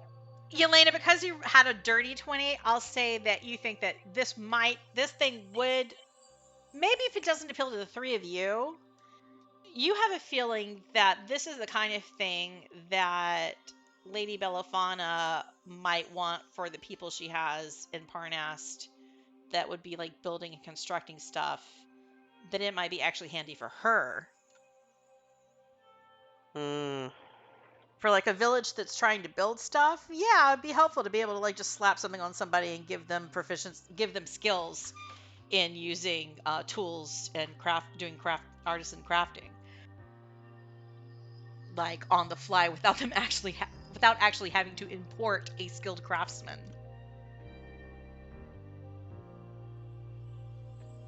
With that said, well, that's that. You get that idea, but like, it's up to you guys to decide if this is something worth arguing for. So those are the things. Yeah. That's everything that is in the lockbox. So you can pick one of those things, or try to wrangle a different deal now that you've got the key. That you still have your hands on the key.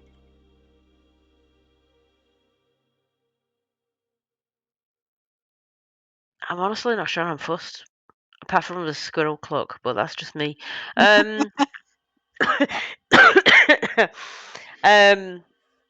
I will always take a poison, but I am kind of amused by somebody having a squirrel cloak. Let's put it that way. I want to identify the mystery things I've got, Yeah.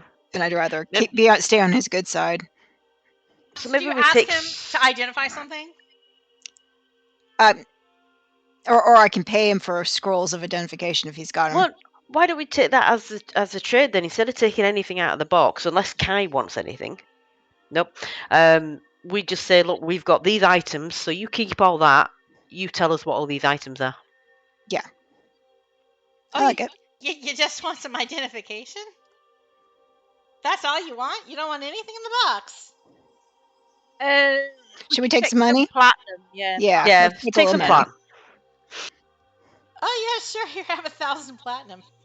Oh, Yeah, okay. sure. Right on. And just how many things you need identified?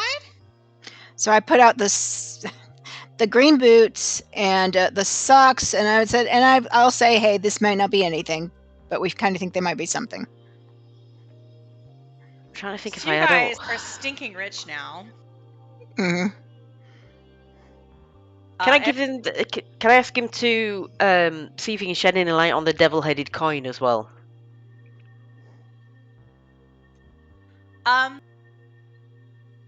Yes. He looks at the devil-headed coin, and I'm going to let me see if I got a bench balloon whiffle around here. And as soon as we finish here, it's a little adventurous break. Okay. I haven't forgotten.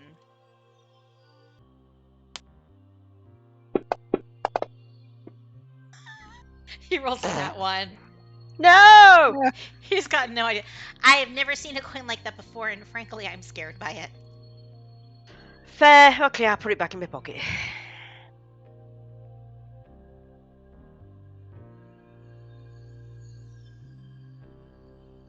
Oh wait, did you want me to identify that efficiently?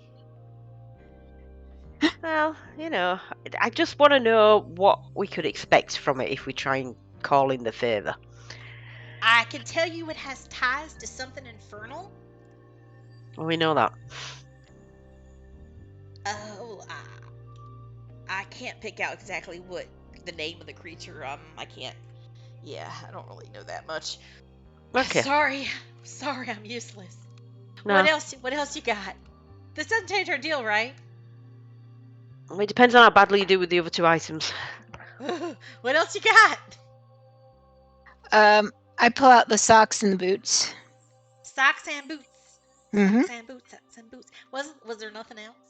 Not even an Do we inkwell have or anything something? else? An Yeah, inkwell the or something? inkwell. Yeah, sure, the inkwell too. Okay, let me get to your inventories. Oh, those socks. Those are Amelior socks. You got his socks. They were there. Yeah. The cats let you have them? Yep. Woo-wee. You must have done a pretty good job. They like you? They said we could come back. Oh, really? You mean you would be available to do some recovery work maybe in the future? Maybe. Oh, boy.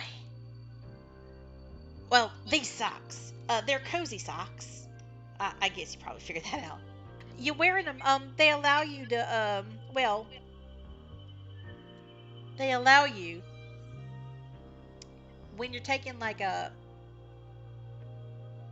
rest, you recover more hit points. So like, none of you guys are really healer type people, I can tell just from your expressions. Okay. So like, if you're taking a short rest, sometimes you might want to recover. You recover a little bit of health during a short rest, right? If you're actively patching your wounds with something we like to call in the business hit die. You still with me here? Hit die. Yep. So when you're wearing these socks, if you're doing that kind of rest, you heal an extra hit die for free. And if you're taking a long rest, you get a hit die worth of temporary hit points.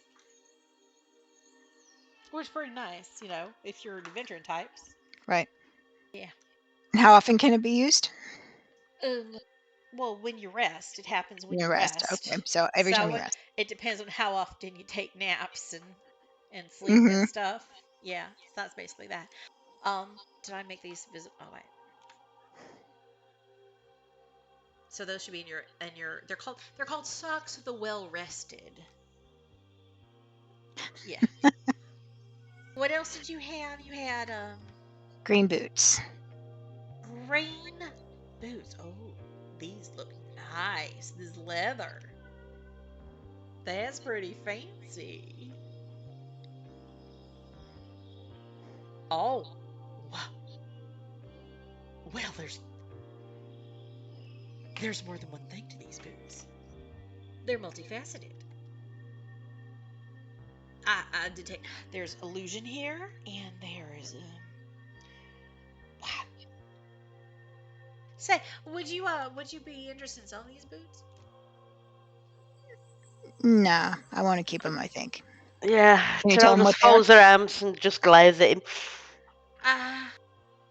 Well, you see how these boots, they're very old, but like they're very tidy, they're very neat, they're in good shape. So Mm-hmm. where'd you find these boots? Did you find them in some Amelior's? In a sewer.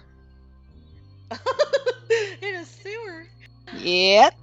See, normally when you find boots in a sewer, they don't look this clean.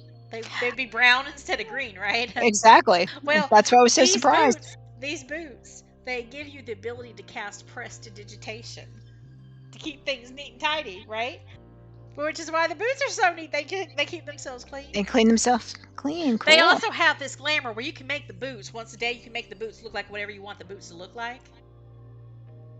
So this greenness probably is just, you know, the illusion that the last wearer of the boots chose for the boots. But there's also one additional, well, more of an artifact kind of ancient magic embedded in these boots. It's very, well, I think it can only be used once. It has to recharge over a great deal of time.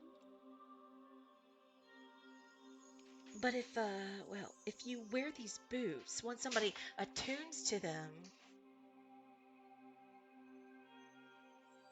it it improves them as a person. Their weaknesses are better, if that makes sense. Their personal character flaws. They basically have the option to make themselves a better person. Though, yeah, I think once it's used, that magic will fade, at least for a period of time. So whoever puts them on better, you know, yeah, don't just go trying them on, you know, just for shits and giggles. You need to be really serious when you put these boots on, right? But it looks like the only time you have to attune to them is when you try them on to try to take advantage of the ancient magic. I'm revealing their gallant footwear now. Yeah, gallant footwear. That's what they are. Be careful with those. Power of glamour and illusion. These boots make you a better person. Once a day, the wearer can change the appearance of this footwear to match the style and coloration they desire. While this appearance changes below the illusion, this is a sturdy, well-crafted pair of knee-high brown leather boots.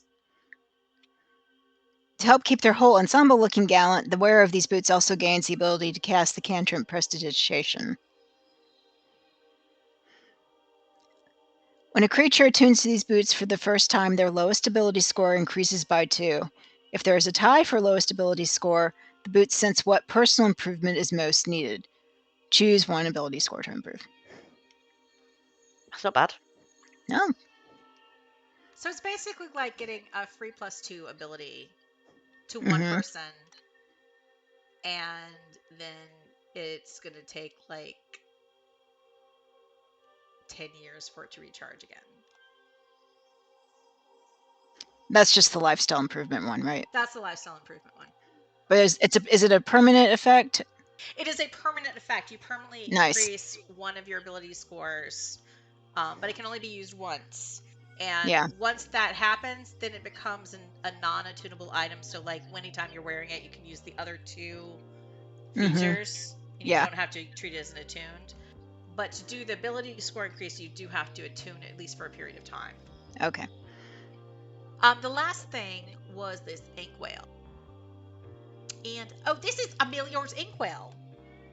You went to his study, didn't you? Okay, I see that. Well, this is just, it's a nice inkwell, because basically it refills itself. So you're the type of person who, well, one of you, I guess, is that type of person who inscribes spells and stuff and does research. Yeah. You always have a supply of arcane ink to write down new spells and stuff. It kind of makes it, well, you don't have to spend money on ink like the rest of us. Okay. Is that for sale? No. Oh. Alrighty then. Anything else you need from me? Do we think that's it? I think that's it. I mean, we've identified anything, and I guess we will check back with you to see if we happen to be going back over there for any reason. Could you give me that one key, please, for this lockbox? Yes, I don't see any reason not to. All If right. we're not going to take anything off of it, so I'll take it off the keychain. You have the ring of keys, right, Yelena? Yes, I do. All right. So deal made. Things identified. Lots of platinum in your pockets. You all got like 333 platinum individually, which is the equivalent of like 3,330 gold. Blimey. You guys have so much money and nothing apparently to spend it on. We need to go shopping, don't we? Yeah, we really do. Shopping episode. And yeah, this is the best shopping place you have at your disposal, like this town, and you're ready to leave this town, which is ironic. All right, so well, let's go into Elminster's and get what we need, and we can. If we see anything cool there, Emporium. Elkhorn, yes, Elkhorn, and let's go buy. We can leave some money. All right, so you buy something. You leave the Alchemy Shop. Hey, Elkhorn Emporium is across the street, but we're gonna take the little adventurous break. A good half hour late, but like, and I don't want to get back as soon as you can. All right. Okay. Yeah. Because we're not doing great on that getting out of Secomber today business. No, I'm afraid it's going to be January before we get out of Secomber. Yeah, but if we can get everything tied up, then we're ready to go in January. So that's right. We're getting ties tied here. New year, new town. Yeah, exactly. All right, back in a bit. All right. So long, Cloak of Squirrels.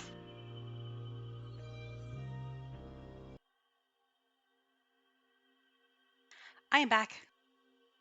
I'm here. I'm back. Sim. Is everyone back? Holy shit.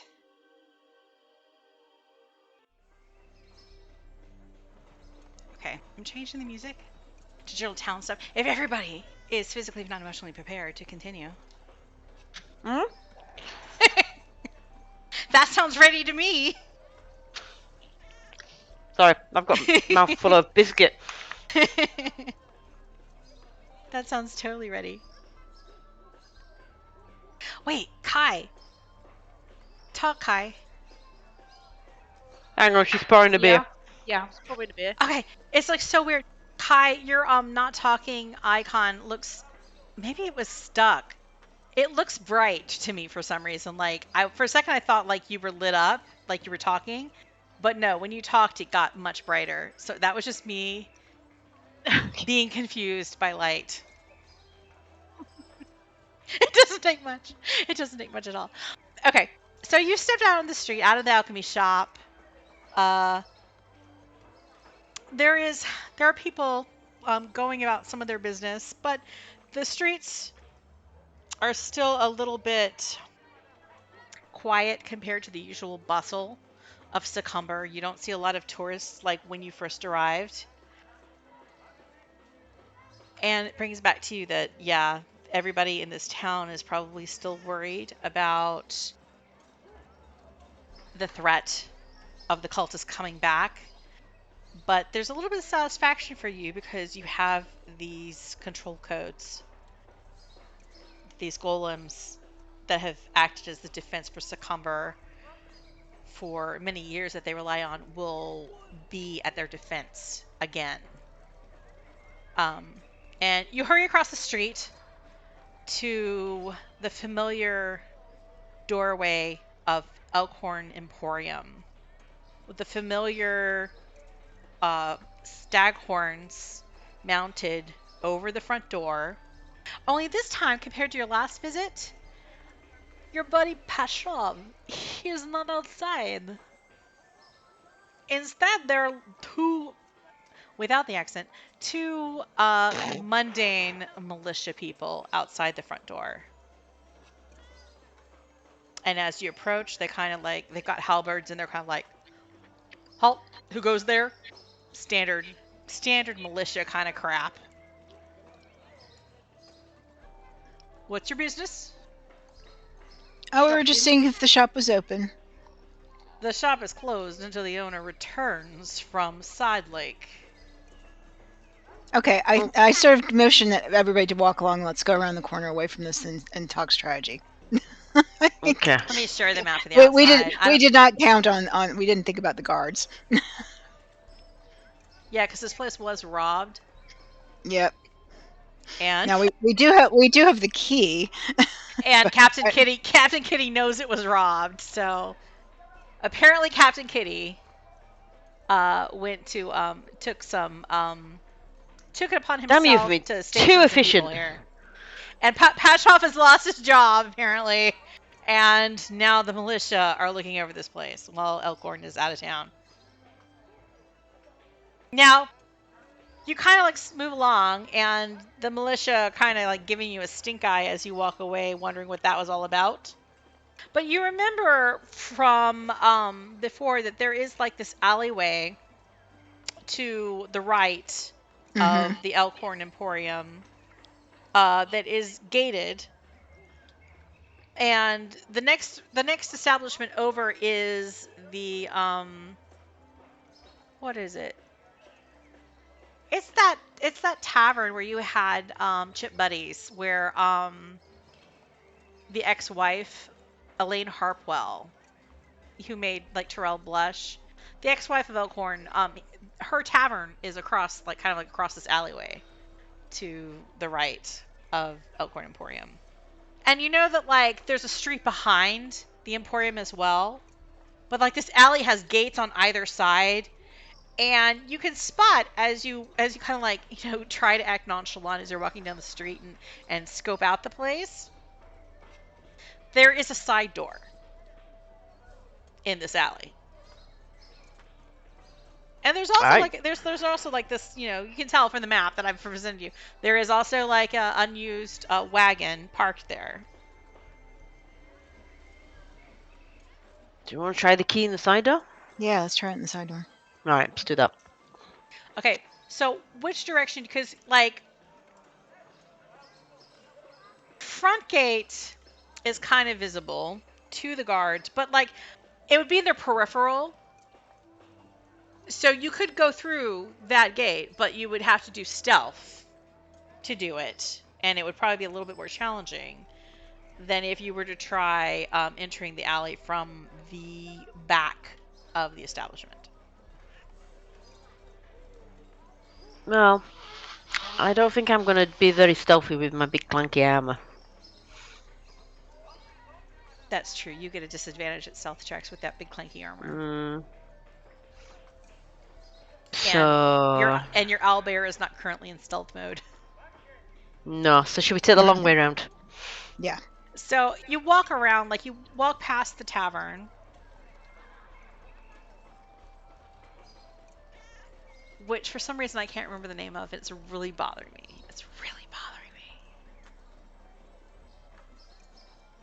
God, it's killing me that I don't remember the name of this tavern. 7-stringed harp, and then there's the other place. Oh, this is the 7-stringed harp.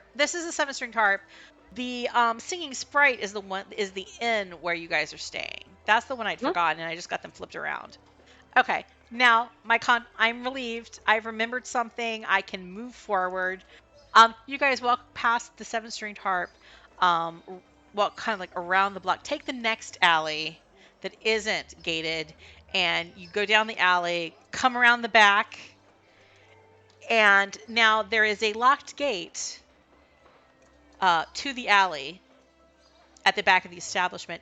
You also see that behind this establishment, across the street, there is the Masons Guild, where theoretically you're supposed to intercept some people. You're supposed to meet. I mean, meet in quotations. Some of those goblins who are preparing the boom powder fireworks as their plot. You'd made that whole arrangement to like intercept it. That meet is supposed to happen like tomorrow night at midnight. But yeah, you're not planning to do that. You're planning to like palm that off on like the municipal authorities. But that's the place. So you know, like, okay, yeah, that Masons Guild behind that. Hey, there's some shady people there. Just as an aside, I mean, you guys don't have to act on that information. I'm saying, Okay. but I had to get it out of my mouth because it's backstory or lore or whatever. I don't know.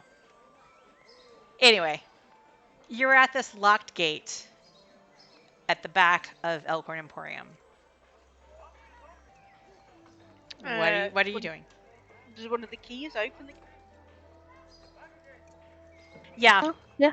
You try the little key with horns on. But I will tell you, you start working the lock, you're opening it up. You start opening the gate. And I'm gonna have you roll stealth checks Oh shoot. to see how squeaky your opening of this gate is. Uh-oh. Told ya. There's that stealth penalty. If this is a group one, hang on. Dex. A Dex, sprinkle Dex, as Dex. well. Yeah. Though you've already woofed it, so Yeah. sprinkles screwed you over too. So Kai, Yelena, you're fine. Have we lost the DM? I don't know. You have, because I forgot. I forgot to push the Sure, button. sure. I forgot to push the button.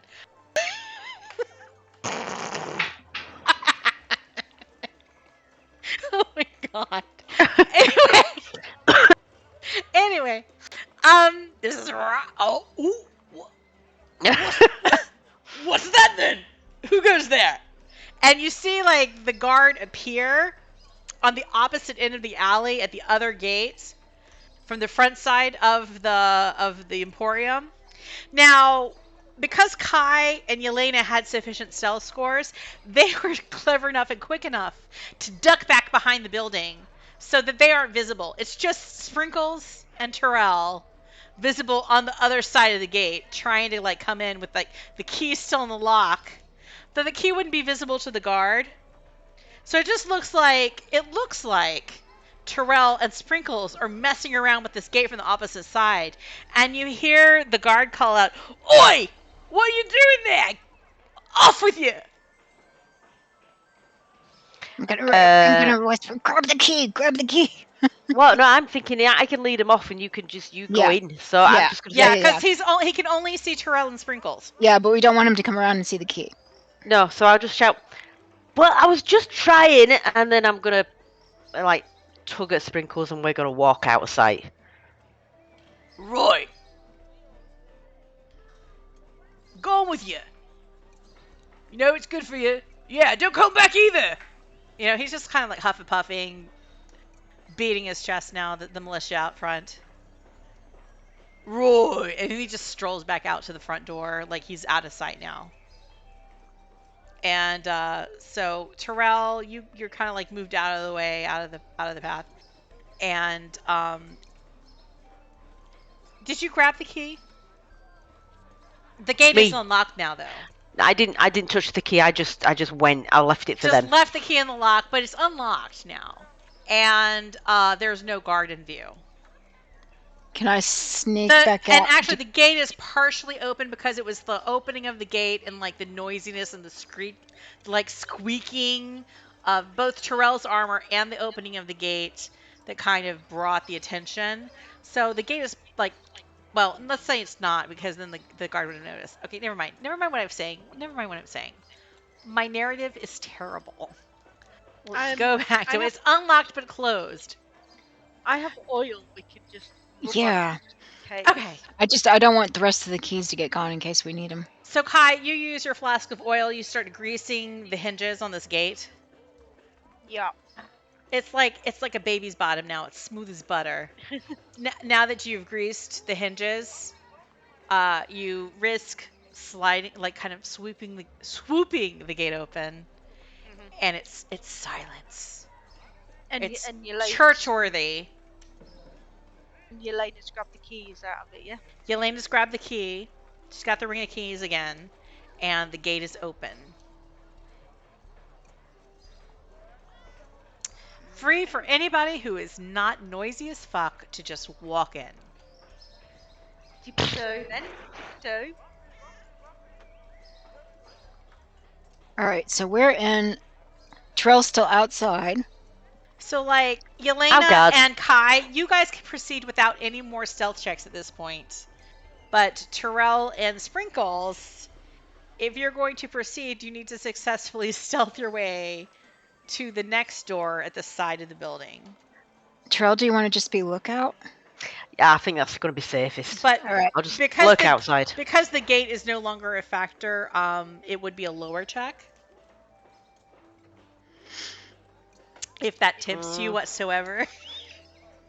I mean, we're only supposed to be going in and getting a statue, really. Yeah, so... you're supposed to go in and get the statue. You don't know anything about the statue.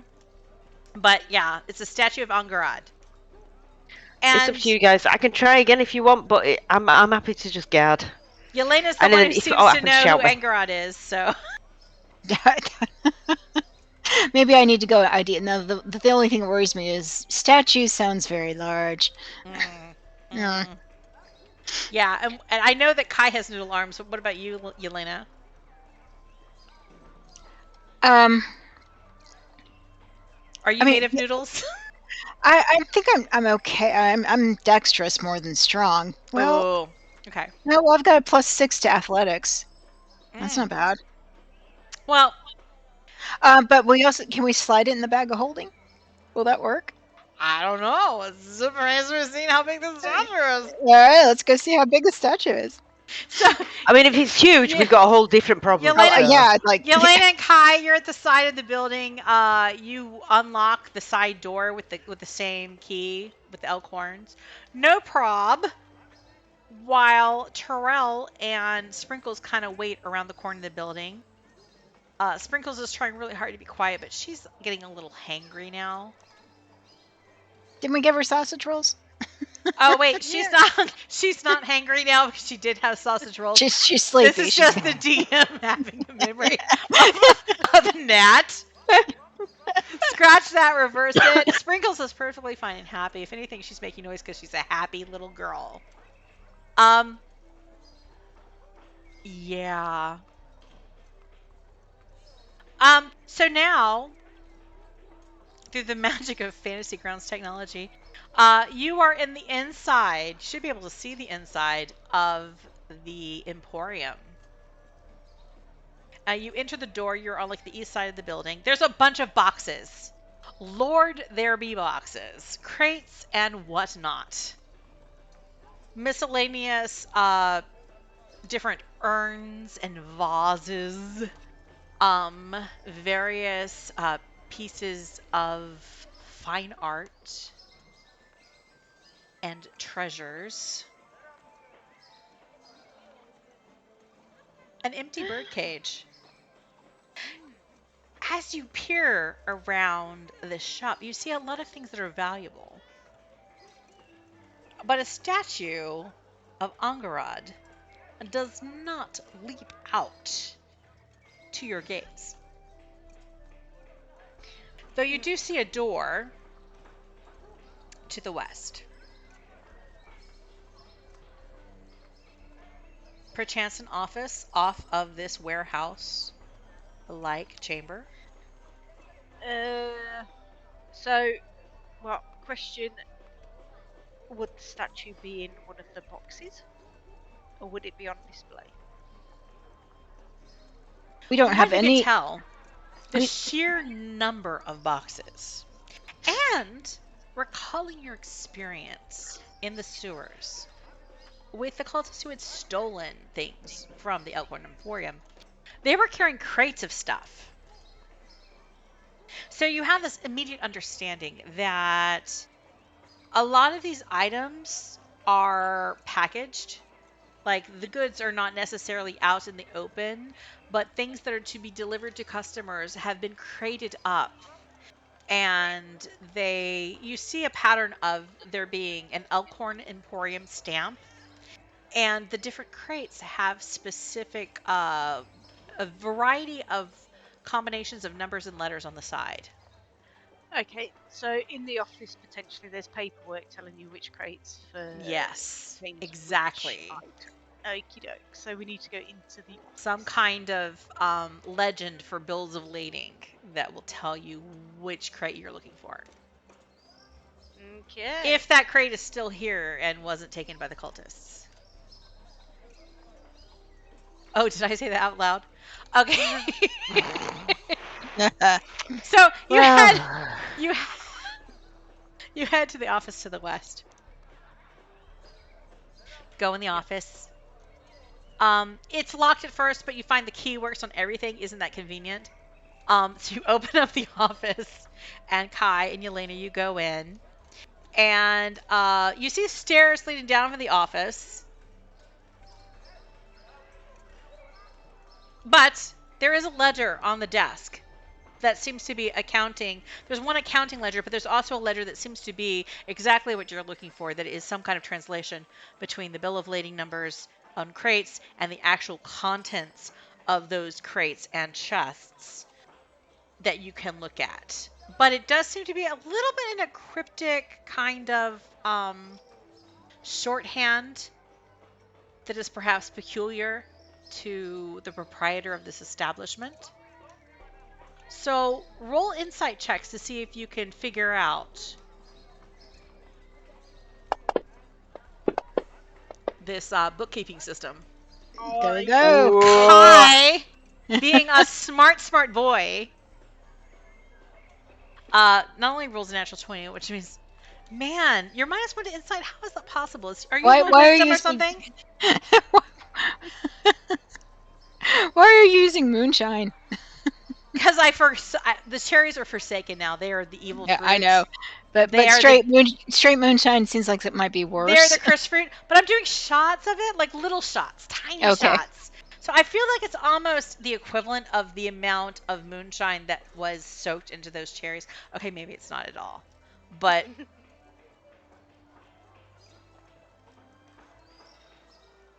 as long as you guys don't roll like 6 natural 20s, I should survive.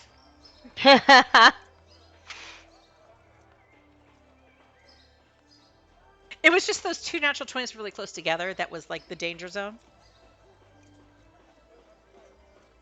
But this is fine. It's fine, I'm sure. And the moonshine of choice is Troy and Sons Platinum. It's a very nice white whiskey for the 2.3 people who care. So with that natural 20 insight, Kai, he flips through the pages. Oh yeah. Okay, I've got this sorted. It is a cipher, but it is one that is paltry to Kai's intellect. And in just a few seconds, he's got it sorted out. Flips through, and like 4 pages in, he's like, oh, there we are. This is the number that we need. XB476. Look for the crate for XB476. So unless you want to check what's down the stairs, you can scurry back into the warehouse portion of Elkhorn Emporium and look for XB476. Do you want to do that? Do we want to split up? No, we could do that. All right. Do you want to go downstairs? I'll go. Yeah, I'll go downstairs. Okay. So, Yelena, you go downstairs, and what you find is a basement that is filled with wine. and whiskey and Yeah. just basically it's a cellar full of potent potables that are delightful. There is another door going off of it. And you see scorch marks around that door, like there's some kind of arcane magic that has been happening. Now, Yelena, you are a professional. You are a ranger with many skills. In fact, more skills now than before you went into Amelior Amanitas' cottage. So you realize very quickly to not go too close to this door because you realize there's militia. They're stationed right outside this door because there's not really a door there. It's kind of like an open area and there's signs that there was an explosion. You're like, oh, this is the access to the sewers. And they're guarding that path as well. So you stealthily kind of stay away out of sight, tiptoeing. And unless you want to like pilfer any of the wine, you can sneak back upstairs. There's a lot of good wine here, though. It's the moonshine talking. Yeah, you're right. It is the moonshine talking. So what does Yelena do?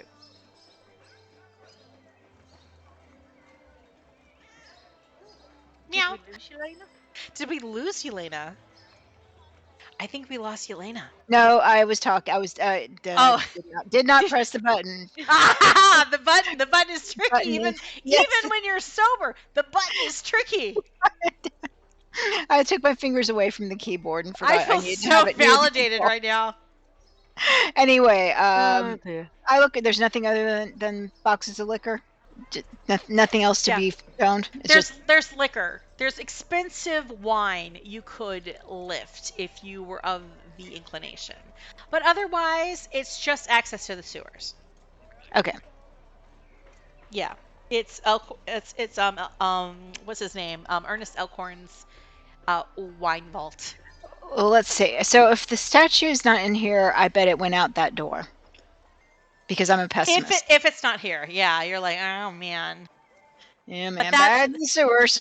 That's how they took the stuff that they took, and that's how the cultists gained access to the Emporium is through that door. There's an explosion. You vaguely remember something about arcane lots and explosions and Squealix, a kobold describing an explosion. Is there anything on that door that looks like it would match up with the keys on the keyring?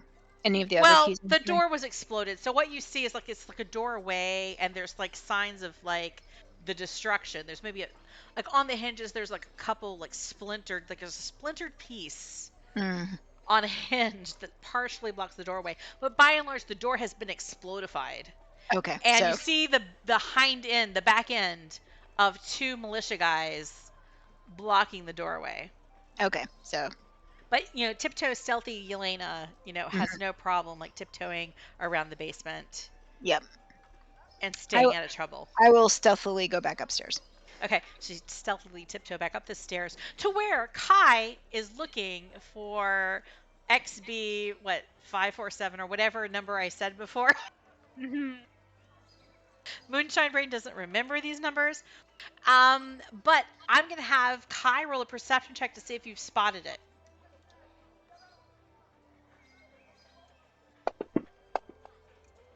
Oh. And Kai has not found it thus far. So, Yelena, you rejoin Kai. And start looking. Roll a perception check.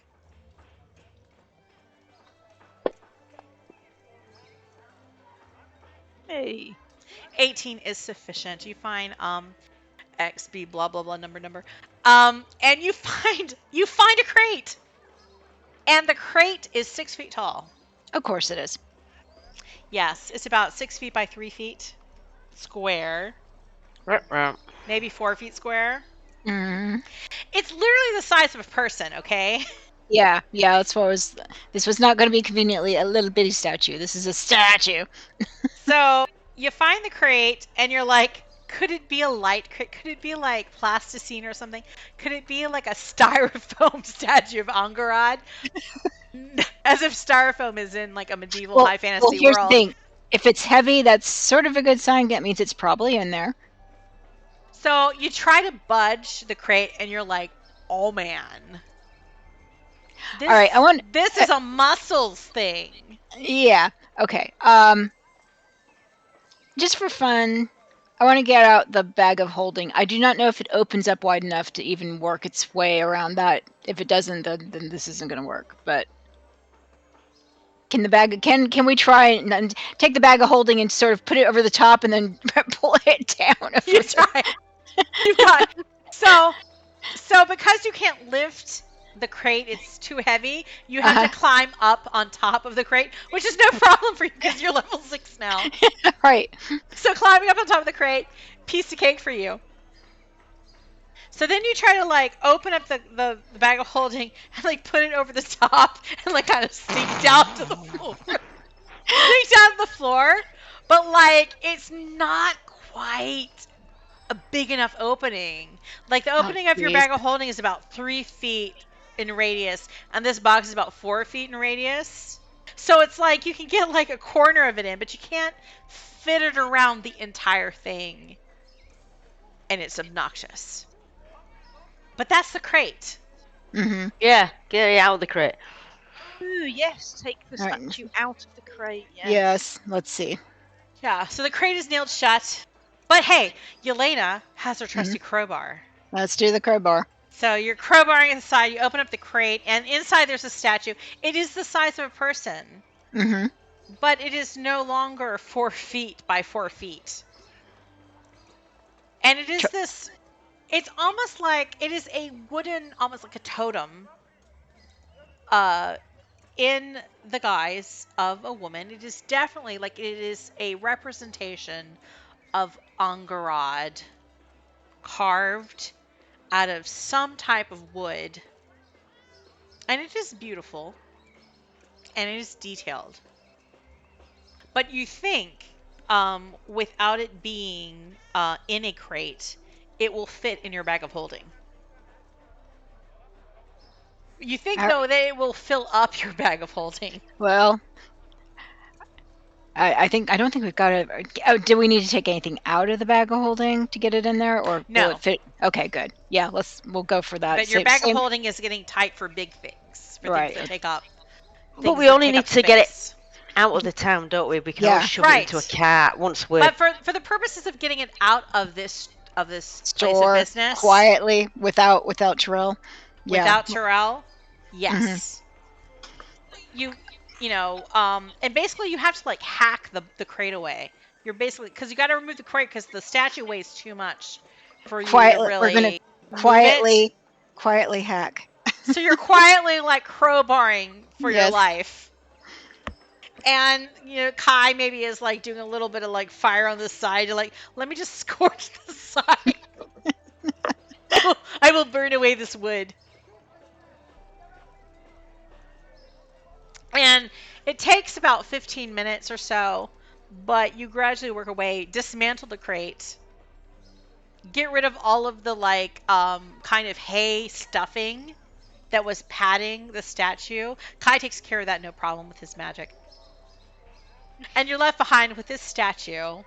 And again, Yelena level 6, they have no problem just climbing up the statue from the top. And you do the whole, like, trying to fit it into the bag of holding again. And this time it works, because it's no longer in the crate. And you just managed to fit the statue of Angarad that you're supposed to take to Parnast for the Emerald Enclave and deliver to some priestess there whose name I don't remember because it's been like a year, 11 months. It's been 11 months since she was last mentioned. But only 6 days in the world. God. What are we like? We have lives. We have things to do. And you get the statue out of the building. Okay, so you're like, scurry. You guys are so fucking stealthy, the two of you. Scurry with your bag of holding. Back out of the building. Lock the door behind you, I am assuming. Yep.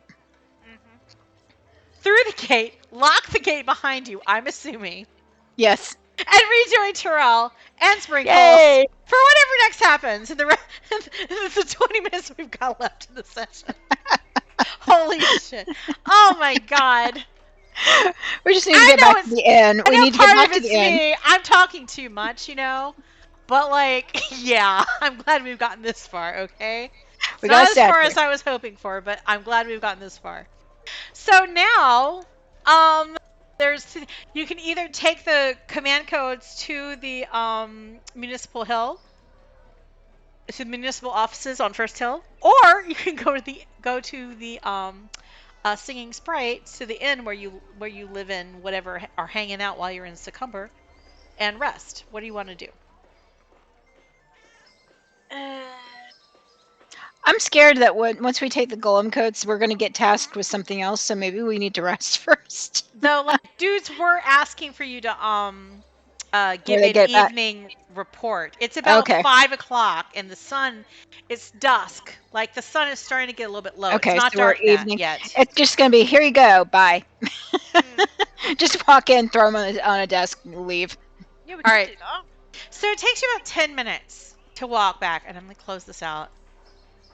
So you continue walking towards First Hill. It takes you maybe roughly 10 minutes to get there, because there's a little bit to go up the hill. There's some stairs and stuff. It's some cardio. But as you're going up the stairs, you don't even make it to the municipal offices. You see at the top of the stairs, Captain Cudgel Mousetrap. I think he's second rod of Secomber. Let's pretend he's second rod of Secomber. Maybe he's fourth. I don't know. I've lost track now. And he's heading the opposite direction, and he sees you. He's like, "Oi!" No, he doesn't say "oi" because that's not his voice. Oh, are you coming to report to me? Come, walk and talk. Walk and talk. We're all in a hurry. Okay. What have you got? Have you got something to report? Success, I hope. Yes. You're very mute all of a sudden. I was hoping for more words to explain what has happened this day. We just pull out the codes. Oh, There you go. Bye. row! Oh, this is very exciting. These codes. This is exactly what we needed. And you're at the top of the stairs, and you see that there are, you're at that kind of plaza where before, when you visited this location, you noted that there were two different statues there. One being of a gentleman in a wizard hat, very bearded, and another gentleman who had a eye patch, but also a pair of eyeglasses. And he sees these codes, and he looks at them, and he begins to speak the words that are written therein. Which, I mean, should I even bother with this? I don't know if I should even bother with this. Who has the codes right now? Is it Yelena? Is it in the bag of holding? Yeah, it was. Let me just say, I just very discreetly put my hand in there, shove the statue aside. Okay, David's cool. I'm going to remove them from your inventory because Cudgel Mousetrap has them now. Cudgel Mousetrap looks at them for a few seconds. After he reads them, he's like, well done. Well done. Now, and then you see him look at them, and he kind of like looks back at the statues that are like behind you, a few steps up at the plaza. And he speaks the words aloud in an authoritative voice. Malka Skulka Ryan Animus Animatas. And the two statues come to life. These figures of two wizards tied to the history of Secomber. And they turn impossibly large, yet fluid in their movements. And they seem to be standing at attention. And Captain Cudgel Mousetrap calls to them. Proceed to the river. Be careful of the population and the buildings. Damage nothing. And these statues, each one a good 20 feet tall, begin to walk with heavy stone limbs down the stairs, stepping over you, taking care to not step on you, and proceed down the stairs of Municipal Hill. Deeper into Secomber. You hear some kind of like shouts and calls of wonder from the few people who are in the streets rise up. But as the statues proceed, animated through the streets, they seem to be avoiding stepping on any of the buildings, taking great care as they move. They're headed toward the river. Likewise, in the echoes of these statues moving, you see a flock of gargoyles begin to circle over Secomber. 24 of them at least. Circle, circle. The stone wings cause this kind of like thwomp, thwomp, thwomp vibration in the air, and then they start to fly in the direction of the river. And then you see them kind of drop down around the city walls, each one perching, taking guard, watching at the defense of Secomber once more. Cudgel Mousetrap lets out the sigh of relief. Well, you've done very well indeed. Secomber owes you great thanks. We should be good to defend against the water cultists should they return on the morrow. I know I didn't promise you a reward in the beginning. I just called upon your heroic tendencies. But if you come back in the morning, I will see some form of reward has been left for you. I don't know really what could repay you.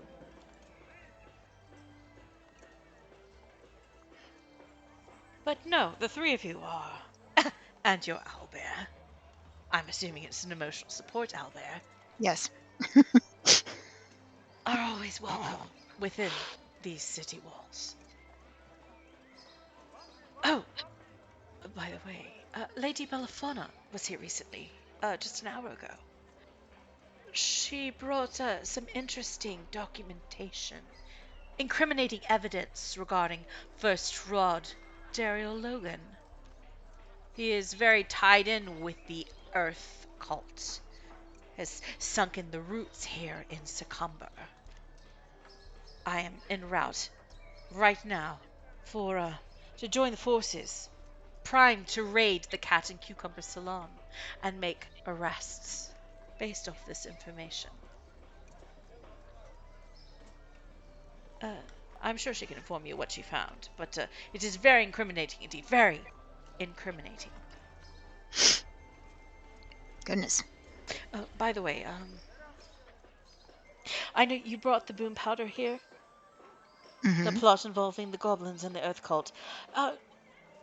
Just as a safety measure, Lady Belafona requested not only some municipal plans involving the mapping of our local sewers, but she also asked for a payload of boom powder fireworks. She said they could be used in the defense of Secomber, which I approved of. Certainly. I mean, why not use them to damage any cultists that attack us?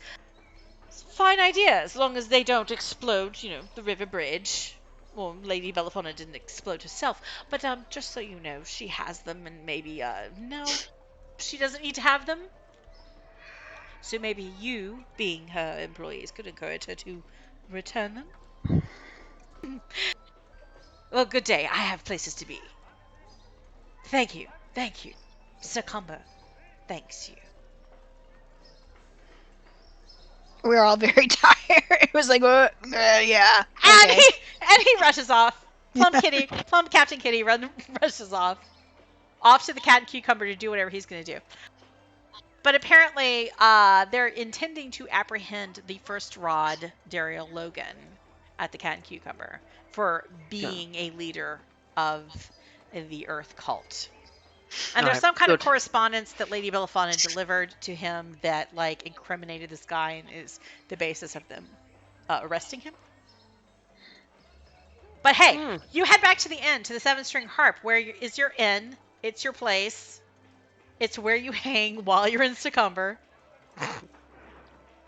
Man, oh man, you're tired. So you enter the inn. And as much as you remember, assuming if you remember anything about it whatsoever, there is the Sprite guy whose name I don't recall. Who's he's doing a show number right now. Apparently somebody ordered his drink. Do you know what? I've probably got that written down. You might have that written down. Yeah. Yeah, there's a particular rum cup or something. Rum cup. Yeah. That's his name. I'm pretending that is really his name. And somebody's ordered it, and he does a little show number, whatever that is ordered. It's the celebratory drink. It is the iconic drink of this tavern inn. Yeah, So it's called Rum Cup. that number is in progress as you walk through the door, so it's a very festive atmosphere. But you see in the back, and you kind of just let out the sigh as you realize it. In the back, at the fireplace at the very, very back, you see the three Richies. The three Reggies. The three Richies. Lady Belafana, Lord Jomont, and now the added spice of Lord Garen Ravenshade of Baldur's Gate. They're all at that back fireplace, and Lord Jomont looks a little roughed up, like he's been up to something. And they're all in close, like, a very tight conversation, discussing something. You're like, oh crap. I sense shenanigans afoot. Do we really want to know what these rich people have been doing all day? What the lords and ladies of the Lords and Lions, what they've been getting up to all day at this juncture. So what do you do? I say we walk up, say we are ready to leave in the morning, and we're off to bed. Yep. Lady Belafana's like, we have stuff, and we could tell you what we're up to. Okay, that's one option, certainly. I'm all for leaving in the morning. Absolutely. If everything goes well, we're leaving in the morning. We're not leaving. We're leaving in the morning, right? And she looks at Lord Garen. She looks at Lord Jomont. And they're like, yeah, we're leaving. We're leaving in the morning. Absolutely. Yeah, we're leaving in the morning. And I can tell you what we're going to get up to tonight, if you want to know. Or I could not tell you what we're up to tonight. And it can all be a surprise. And she gives you like this weak, like awkward smile. I feel like Terel's going to look at it and say, if you get yourself lost or captured by any more cultists, we might not be able to find you again. Well, maybe I should... Okay, maybe I should tell you one thing. I mean, that's not in the plan, okay? And honestly, I mean, we've been up to a lot today. It's been a big deal. And I'm feeling pretty good about what we've accomplished already today, but maybe I should, like, let you know one little thing. And she looks at Jomont. You just keep on resting, and, yeah, Garen, you just keep on, like, healing him or whatever you're doing. Good job, yay! And she, like, ushers you back. She ushers you upstairs towards your rooms, which I'm assuming you don't fight because you guys are all tired. Yep. And want to rest. Yeah. But she ushers you upstairs to their rooms, but she, like, diverts you into her room.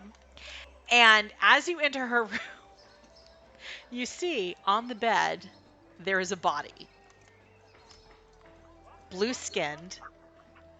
Very dead. And she turns to you and she smiles. This kind of, like, awkward, very enthusiastic smile. And she's like, surprise! We found Flo! Only problem is, he's kind of dead. So, yeah. Is that the dead. emissary that they wanted? Yeah, we found him. It's great, isn't it great? Oh, We're shit. super protective. I hope you guys had a great day. I'll look at the others. I think we're just standing there with mouths open. Yeah, it was the whole thing. It was like, well, I had to find Daryl Logan because I wanted to see the sewer plans, right? I mean, that's the whole reason we're here in Secomber, honestly. But the dude had to just go sequester himself, right? So, well, I couldn't let him get away with that. I mean, because I need to see the sewer things before we leave town. It's useful to me. So, I might have gone to the Cat and Cucumber, and I might not have gotten anywhere and maybe caused some problems for some people, but that's not important. That's not important. The point is, when I didn't get anywhere with the Cat and Cucumber, I decided to go back, but like as a rat. Because you know I can do that now, right? I can turn myself into a rat? Yeah. Okay, so I went in there as a rat and I snuck around. And it's hilarious because I found Daryl Logan's quarters and he had the emissary. It's crazy. Really crazy. They were, well, they weren't exactly torturing him. It looked like they had tortured him a lot, but they had done something to him that he was like really, really helpful at the time. Like he was just telling them everything. Like they were asking him all kinds of stuff about this place called Loudwater and about the crushing wave cult people, and they were asking about some kind of artifacts like that like something called the Heart Song, horn blades, and it's like a horn of the forest. Everybody make a history or religion check, and Terel, you can make a religion check with advantage Religion. at these words. I'm shitting. I know Yelena knows nothing. nothing. Ooh. Right. So Kai, you're like, oh, that's some good stuff. Those are all like artifacts that are affiliated with the Maliki. And Terel, you're like, oh yeah, these are all artifacts that belong to Maliki. And what's more, she mentioned the word Loudwater. You're like, Loudwater?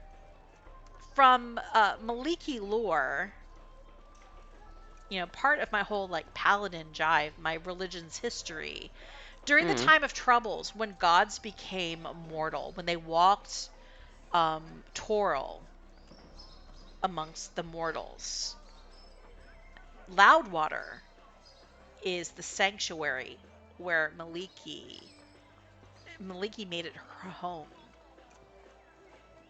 a good 100 years ago. And that So is she trying to tell me that the cultists are trying to do something dodgy with Maliki's home?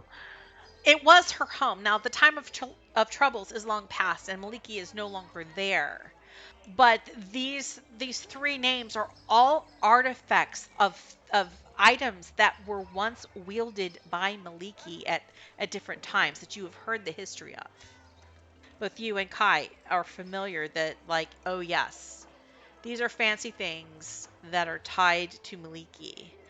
And they were asking about Loudwater, and you get an impression from Belafana that they're asking questions about the crushing wave, that the crushing wave has set up their operations, that they have a submerged temple in Loudwater to Hydra, their goddess, the elemental evil princess of water, that is accessible through a well. Now, Terel, you also know that, yes, Maliki lived in Loudwater over a century ago during the time of troubles. And at the time, the stories that you have heard, that Loudwater at the time was a glorious place. It was like the hanging gardens of beauty and growth. And at that time, the high forest fringed upon Loudwater. But this was before the spell plague. This was before the spell plague changed the shape of the land and before parts of the high forest were basically slain and lost to the magical corruption of the spell plague. So now you know that the forest is not right at this location, and you know that it has been abandoned by Maliki at this point. But you also know that it is sacred to the history of your religion. Mm-hmm. And apparently that is where the cult of the crushing wave has their outpost now, or an outpost, based on what Belfana says. And she gives you this indication from what you've already learned already that, oh yeah, you remember that good wife Groche, or good wife Gross, or whatever you might call her. She went to the alchemy shop. She bought a filter of love, a potion of love, and she took it to the cat and cucumber. We think that's what they've given Flo. So it all clicks in your head. That's what it's for. She took it to the cat and cucumber. They used this potion on Flo to get the secrets out of him that they needed. And then they killed him. And somehow Lady Belfana has gotten the body. Okay, couldn't you take the body back to the second rod? So you could have maybe resurrected him and given him back to the crushing wave. Well, see, that's my plan, and you don't have to know. You can know about the plan, or you can be ignorant of the plan and just go to sleep. And whatever happens, happens. But yeah, we do have a plan. We're debating it still, because, well, plan A is we try to get him resurrected and see if he helps us with the thing, and then give him back to the water cult people so that they don't care about us. Or plan B, we do another thing and we give his dead body maybe back to the people. I don't know. He might be dead, he might not be dead. It depends on how plan B works out. But you don't have to know about any of this if you don't want to know. If you just want to go to sleep, I won't tell you. You can just trust me. I think we have it under control between me and Jomont and Garen. I really think we've got this sorted. And Ragnar's gonna help a little, and so will what's his face? My mace, whose name is just left my brain. The Mason guy. Yeah, because he's reading the blueprints of never mind, you don't need to know what he's reading the blueprints of. Not if you don't want to worry. She smiles at you nervously. And I really appreciate you guys worrying about me. I'm trying not to get up to anything that I can't handle. Out of respect for, all the work that you do.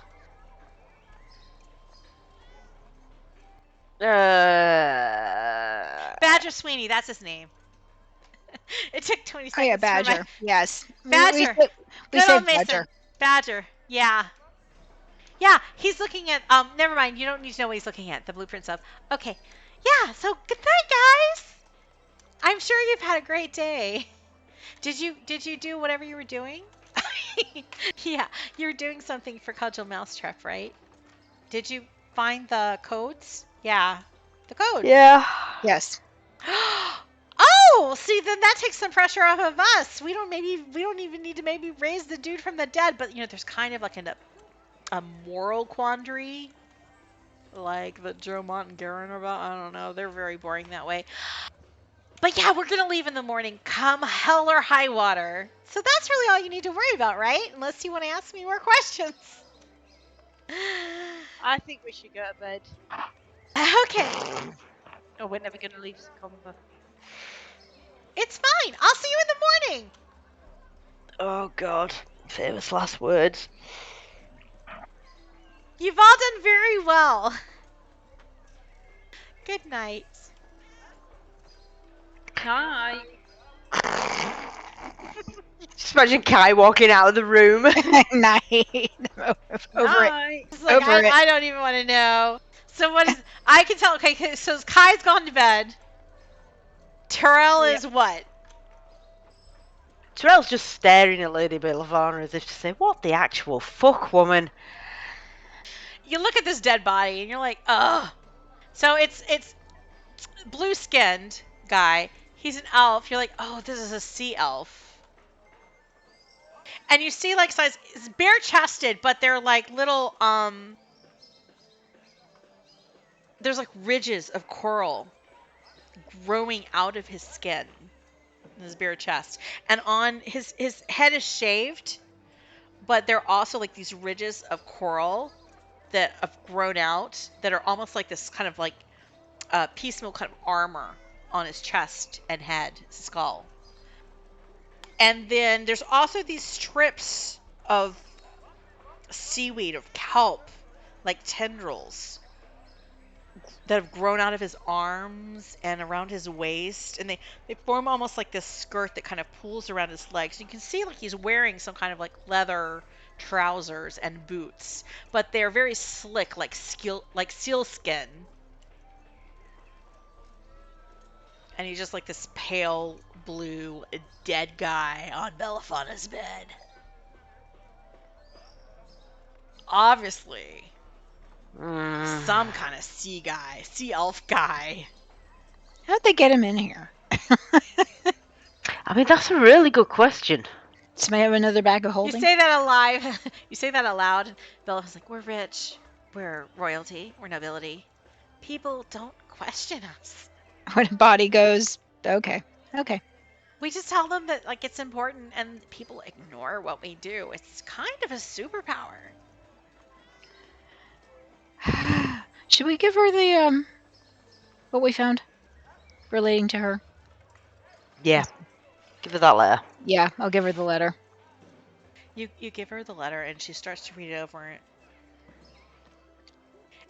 And she seems to deflate a little.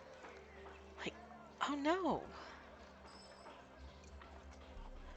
Well, obviously, it sounds like this guy would have been better than that Sean the Hermit, that asshole. He stole one of the eggs. And I think based off this letter, Amelior Amanitas might have been a better bet, but maybe I never would have gotten there in time, but if I hadn't gone to Honeyfest, maybe we would have all been better off. Huh. Well, he's dead, right? So I guess Yeah, he's dead. Well, we don't want anybody seeing your name associated with that, so there's nothing to be done about that now. yeah. Have you heard anything back from the Emerald Conclave? The letter you sent? Have you heard anything back from them yet? Have we heard anything back? I guess No, it I hasn't don't been think we that have. long. It's maybe only been like 5 days since we left Roosshare, I suppose. 6 days at most. Will a squirrel be bringing that, I wonder? I mean, how fast do squirrels travel, really? I don't know. He had to go You all know, the if I way could have had to- that cloak, I could have told you. He had to go to the That's Golden right. Fields, right? I think he had to go to Undercliff or the Golden Fields. I don't know. That's a long way for little squirrel legs. I should be patient. But I still have the egg in my bag, and she points to, like, you know, the cupboard, the wardrobe in this room. Is it more valuable to have the egg or like a live wyvern that hatches from it? Well, I always would have preferred having the wyvern, you know, because, Mhm. well, they're a creature, and if Euphoria is any indication, and it is her egg, I would like to get to know them. But at the same time, Parnas, it needs a lot.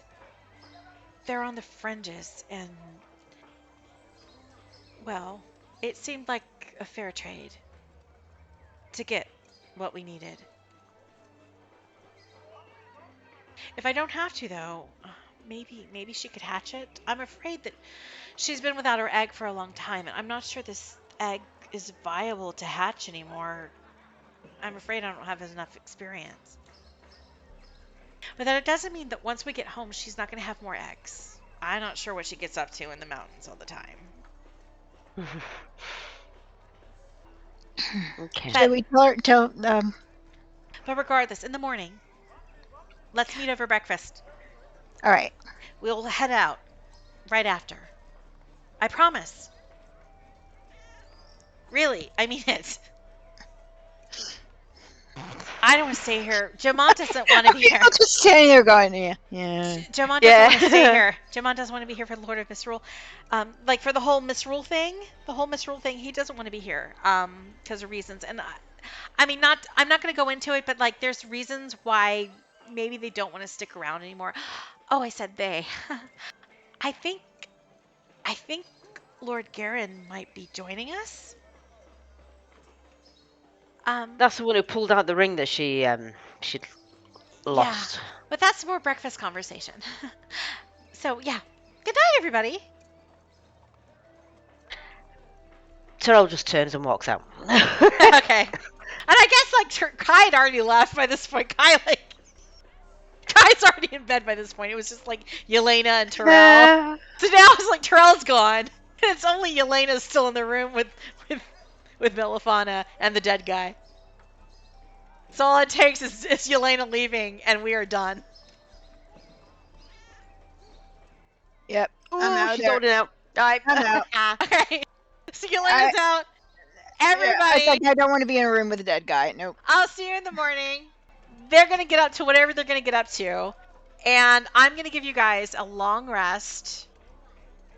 Yay. Once I figure out how to do it again. Oh, shit. Because it's been like a month, 2 months since I've given you any kind of rest whatsoever. 2. Long rest for you and your Albert. Yay. And when we resume, I guess, in January,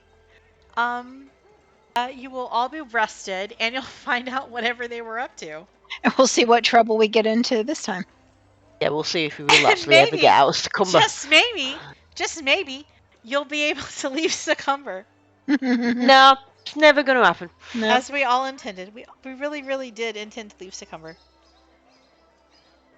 But hey, right. Secomber has the golems. The golems are guarding the place. The golems and the gargoyle army are guarding the place. Oh, you know what you didn't do? Because I might have rushed you. I don't think you didn't tell Cudgel Mousetrap about anything. Any of your extra stuff.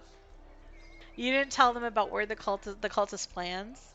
I think what we'll do is over breakfast tomorrow we will make a note and send it off to him as a message. You'll send a message. We'll text him. By the way. Sorry, we were really tired last night, but when the this cultists happened attack. as well. Well, he was in a hurry too. True. When the cultists attack, when the cultists attack, they're gonna hide under Goodwife Grote's house. Yeah, she's totally compromised. That place is infested with cultists. And yeah, they're gonna be at the Masons tomorrow night at midnight with the rest of the boom powder as part of their plot to explodify maybe the captain of the Lord's Alliance. I don't know. Did we know what we're going to explode, or we're just going to explode the whole town? They're going to explode stuff during the misrule. This is all. This was what we learned like 4 months ago. Misrule day. We all forgotten. Yeah, I mean, I've kind of forgotten too. I'm like working off of memory, and I like created the whole freaking plot. Okay, but like, yeah, they were definitely going to explode some people at Lord's Alliance. Let me just tell you that. I'm pretty sure that was conveyed in what you found out at the goblins, the dust goblins hideout in their village. I think you got that part. I think you did. And if not, well, mea culpa. Okay. So next time we play the third Saturday in January. 20th? The 20th. I don't have anything in my calendar for that. So we're good if you are. 1 second, let me double check mine. I love how that one soundbite for a kitty cat in Secomber. I just keep thinking it's one of your cats. It is. It's Duncan, and he keeps meowing, and I get like a little thrill every time I hear his little meow meow voice. Aw, I'm good for that date. fabulous. Now, no, oops. How come it's not? So I clicked on January 20th, and yet it marked it as January 1st. Okay. Now, no pressure, but is there a Saturday between now and the 20th that you guys would possibly be open to doing another session to make sure that we get out of Secomber as quickly as possible? Or do you guys have too much going on, or you just don't want to like do it that much? I think we'd be all right, and I've got potentially we've got a birthday thing, but And I'm really looking more like the 6th is what I'm thinking. yeah, Claire said around about 3rd But or if you 4th, can't didn't she? do it on So the 6th, you know, or if that's like too much, that's fine. I'm just pushing I'm asking for something. To kind of make up for November, but like November wasn't good for anybody. November was bad for all of us, I think. And I just want to like try to make up for that during a time when I know that I don't have anything else going on. Just in case you guys are free. I might have an appointment that day. I'm trying to find. It would be. I think it would probably be in the morning. Can I send a message through Yes. Twitter? And how about let's try for like the 6th to do something on the 6th, but let's only do like a shorter session. Let's do like 2 to 4, like so start an hour later. Just in case you do have an appointment in the morning. Yep. Let's see, where would that be? I've got to find. I'm looking through my texts. Like they send me messages. I know. I saw something that says you're booked.